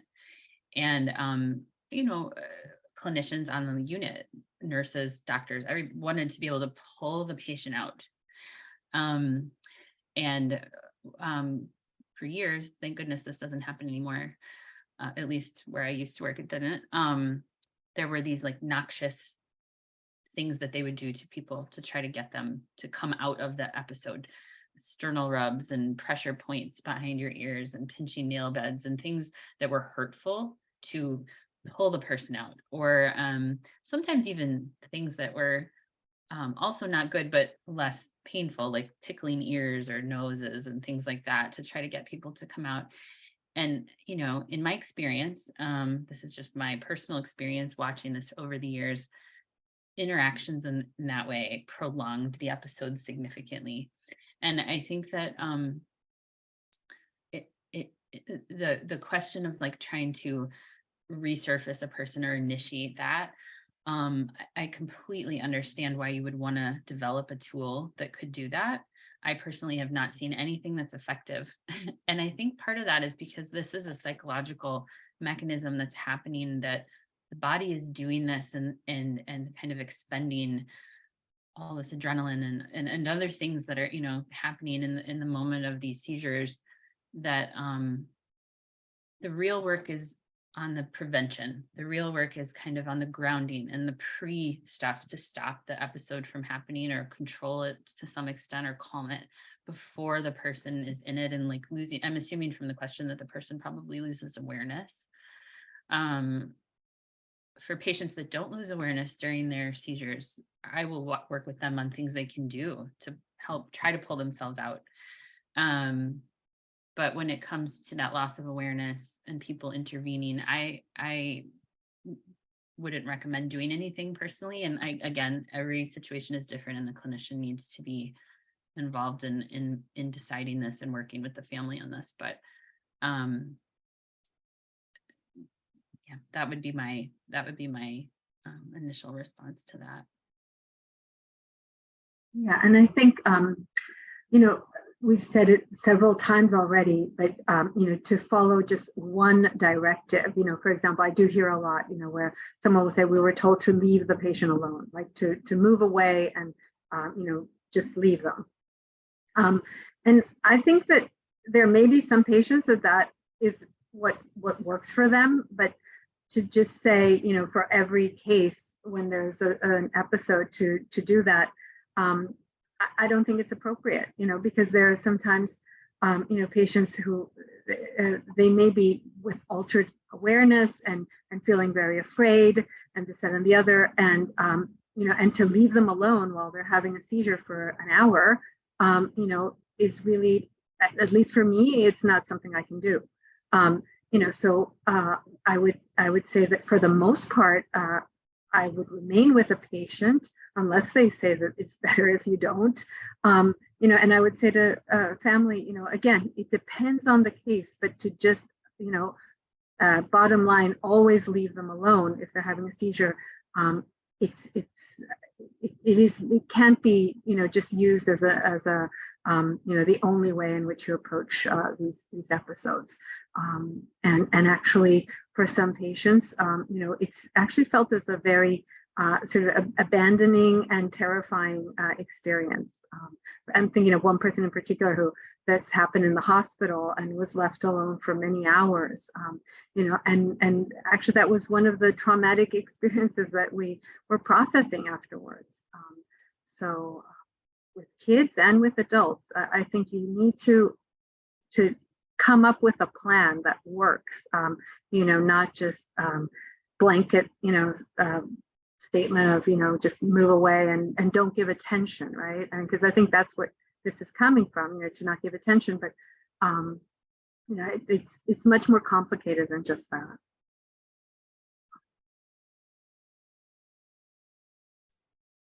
Yeah, no, I mean, I don't have a lot to add, but I would say sometimes I have seen family members facilitate some grounding techniques to get the patient out of an episode, and that's okay up to a certain degree. I mean, I think that the concern is that if that becomes the only way that someone will get out of an episode, then it really, reinforces that need to have this external force get you out of it.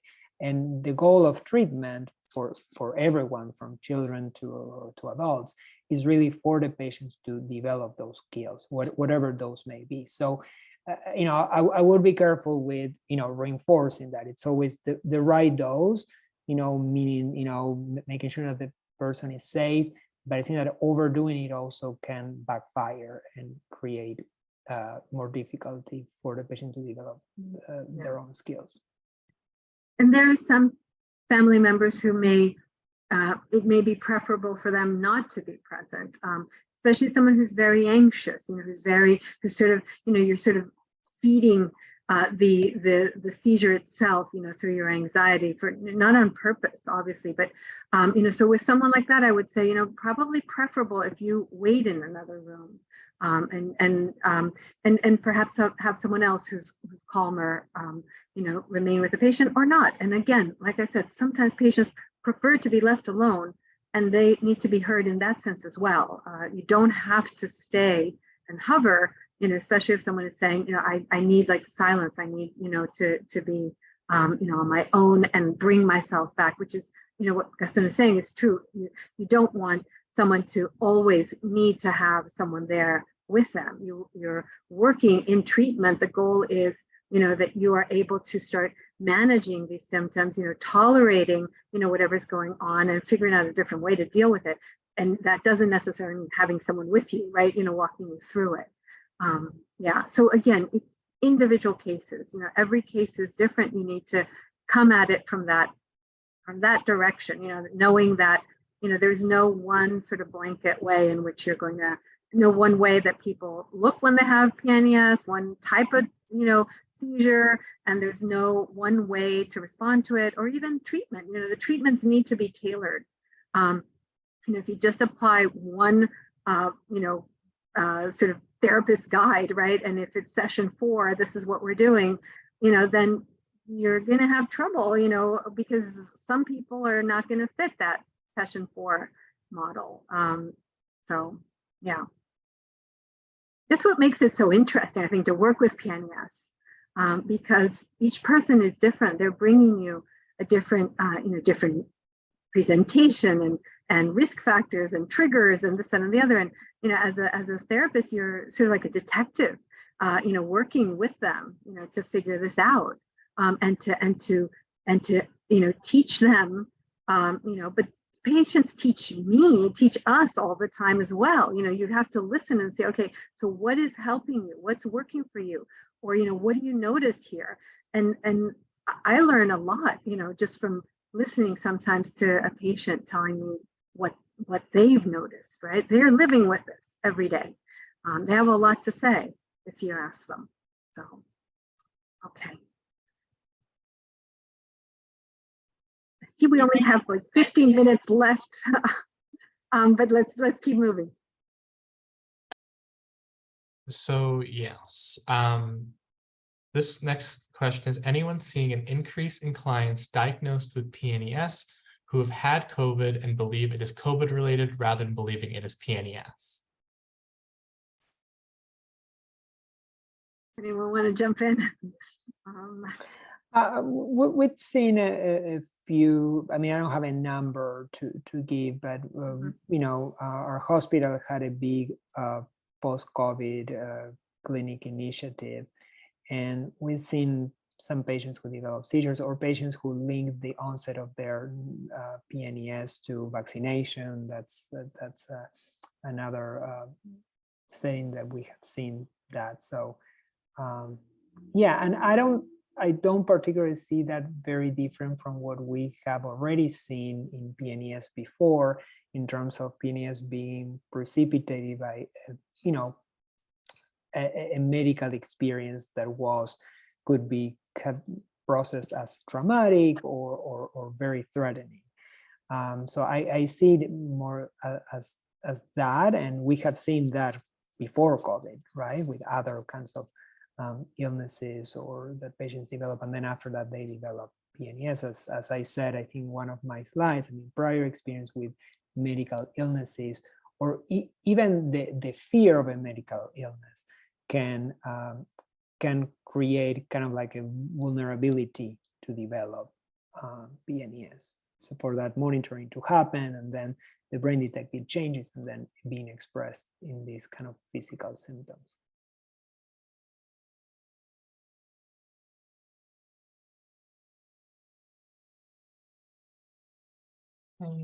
Just give me 1 second.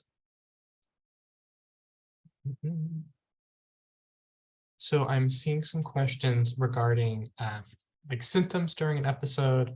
I have one here that says, how common is vocalization during episodes, screaming, repeating the same sentence over and over? Another one similarly, like how common is to be paralyzed for a few hours after a seizure? So I think we've said it before, and it bears sort of repeating. PNES, one of the things that makes it very difficult to diagnose and you know, and it is basically because it can present in so many different ways. So definitely, you know, we do see patients who have vocalizations, stuttering, guttural noises or whatever. There are also some patients who experience paralysis, you know, after an episode or during an episode. There can just be so many ways in which it can present that, and they can change over time. That's the other thing. You know, sometimes someone will begin having seizures that look and act in one way, and then over time they may develop different presentations. And that's why I said, when you're a clinician and you're asking, describe your seizures, right? I mean, there may be 3, 4, 5 ways in which they present. And some can be very, very physical. Some can be, a tic or some sort of vocalization or some alteration in consciousness. So it's just, it would be an endless list almost of ways in which it could present, I think. Yes, and having either paralysis or speech impairment or headache after a seizure. I mean, I've seen that a lot. I mean, but other patients don't. Other patients, go on right after a seizure. So it's really so variable that it's hard to, to pin it down to, this is, if this happens, it's not PNES. It's really hard to say that. And unfortunately, some patients will develop, paralysis, maybe lasting several hours, or difficulty speaking and so forth. But like, Gaston said, some patients bounce right back. And why, I don't know. I don't know why that happens, or sometimes it changes over time, where, I've had patients who would have paralysis for many hours, and then as they start getting better, that gets shorter and shorter.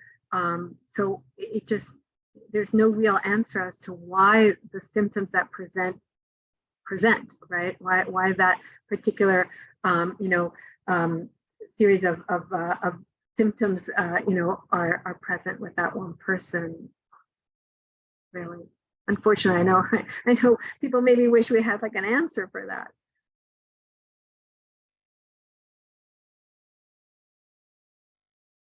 So I have a question here. Do you think that societal norms, suppression, and oppression of groups can contribute to mental illness and subsequent PNES? And if so, how do you address this with your clients? And if not, what is your reasoning?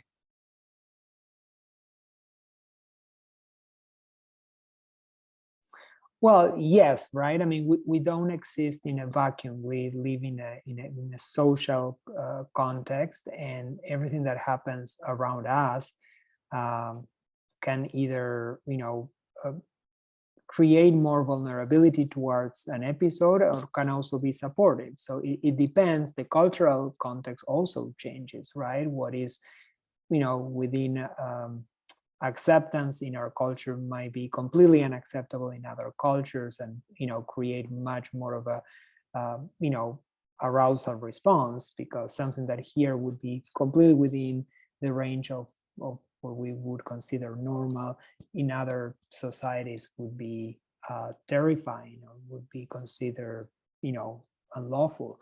So I think that context can never be ignored when someone is treating a patient with PNES. I think it varies. Again, coming back to how individualized treatment is, it's so important to understand the person's story and what their experience is with anything, culturally, emotionally, family, society, whatever is impacting them, and being able to kind of address that. But it's such a heterogeneous experience, right? Everybody has different experiences with that. And the only way I believe you can really understand it is to just get right in there with them and understand how things impact them, and what they believe is impacting them the most. And so it's definitely something that's part of treatment, an important part of treatment. Yeah, and I think we work with an individual, but that individual is within a family, right? That family is within, a wider society. And that's why you keep hearing tailored treatment, right? Because you can't, I think you can't really work with a patient in therapy and psychotherapy using a very strict, rigid, for example, book, with what each session is going to touch upon. You have to be able to think on your feet and to incorporate things, especially with adults. I don't always, family dynamics are not always the most sort of, largest issue, right? But sometimes it is. And sometimes there's, social moments in history, right, that we're living through. We went through COVID, right, and lockdowns. And so then you think on your feet, and you have to, take that into account and bring it into the session, but depending on if that's important for that person, right? Because some people, maybe that's not something that they're really, feeling that it's relevant for them. So again, it's case by case, and being flexible enough. The recommendation. So I have a good question here. Is there a grant or just, I guess, broader resources, generally speaking, for poor people who got denied Medicaid to get funding to get a diagnosis through video EEG? I'm not sure. I would think that, I'm not really sure. I'm not an expert in insurance issues. But I would think that there are city hospitals. For example, I'm here in New York City, and there are city hospitals where, they would most likely have Medicaid offices, down in the lobby, where they might work with someone to see about getting emergency Medicaid or things like that. But again, it's not my expertise at all. I don't know if either Julia or Gaston, anything about that. We always would refer folks to our social worker, the hospital social worker or hospital social work services. And I'm here in Minnesota, which I know is really different. We have a lot of funding for things here that other places in the country don't, but they were always really helpful. The social workers were always really helpful at being able to locate funding from different sources. So I would recommend that whichever hospital you've been evaluated at, work with that social work, work with the social work group there. Yeah, I feel really spoiled because our hospital takes in, all insurances. So we don't say to the patient we cannot see. I mean, in very rare instances that happens when they have a very rare insurance, but that's extremely unusual. But in terms of Medicaid, we do, we do accept that, and that's a mandate in Massachusetts. So I'm a little bit spoiled from that point of view.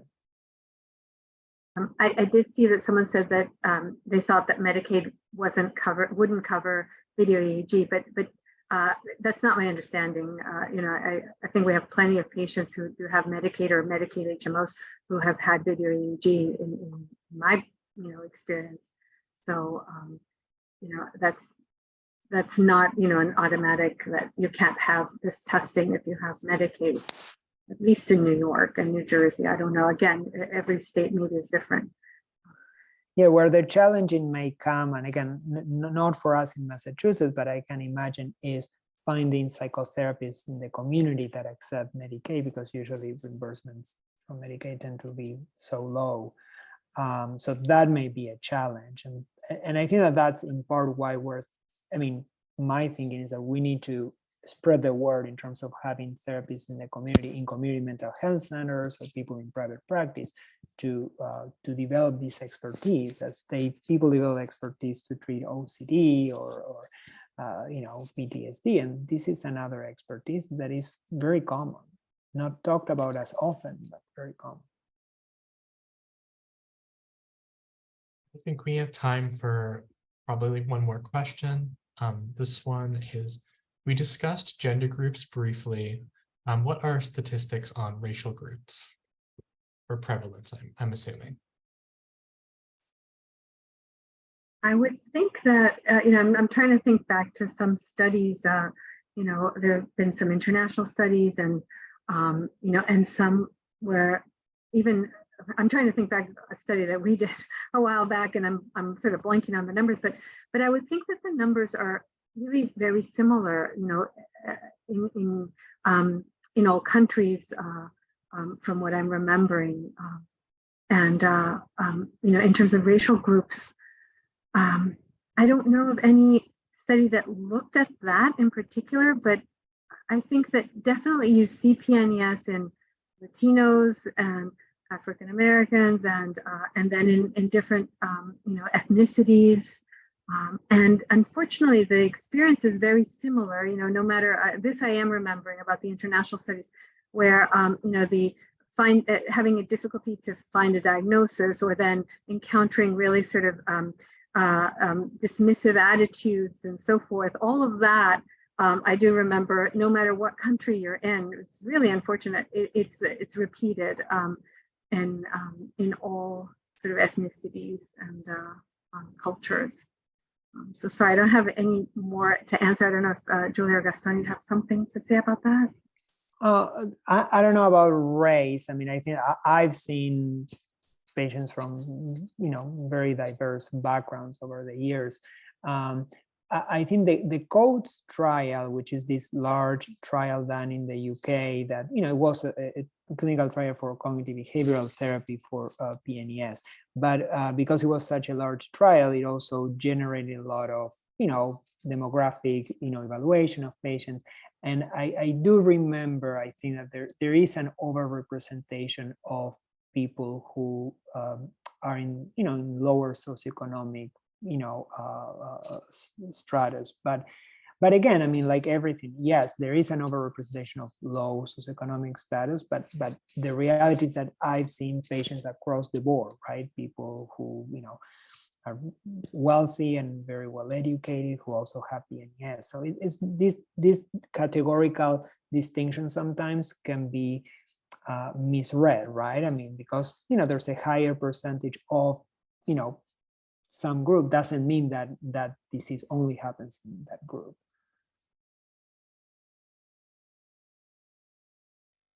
Right. And with that, we are at time for today. I want to take this opportunity to thank everyone for joining us today and thank our speakers for their lovely presentations. As mentioned, if you have any, if you'd like me to email you the recording once it's up, just shoot your email, DM me your email in the chat and I'll add it to the list. And other questions can be fielded to, I believe Dr. Meyer shared her email before.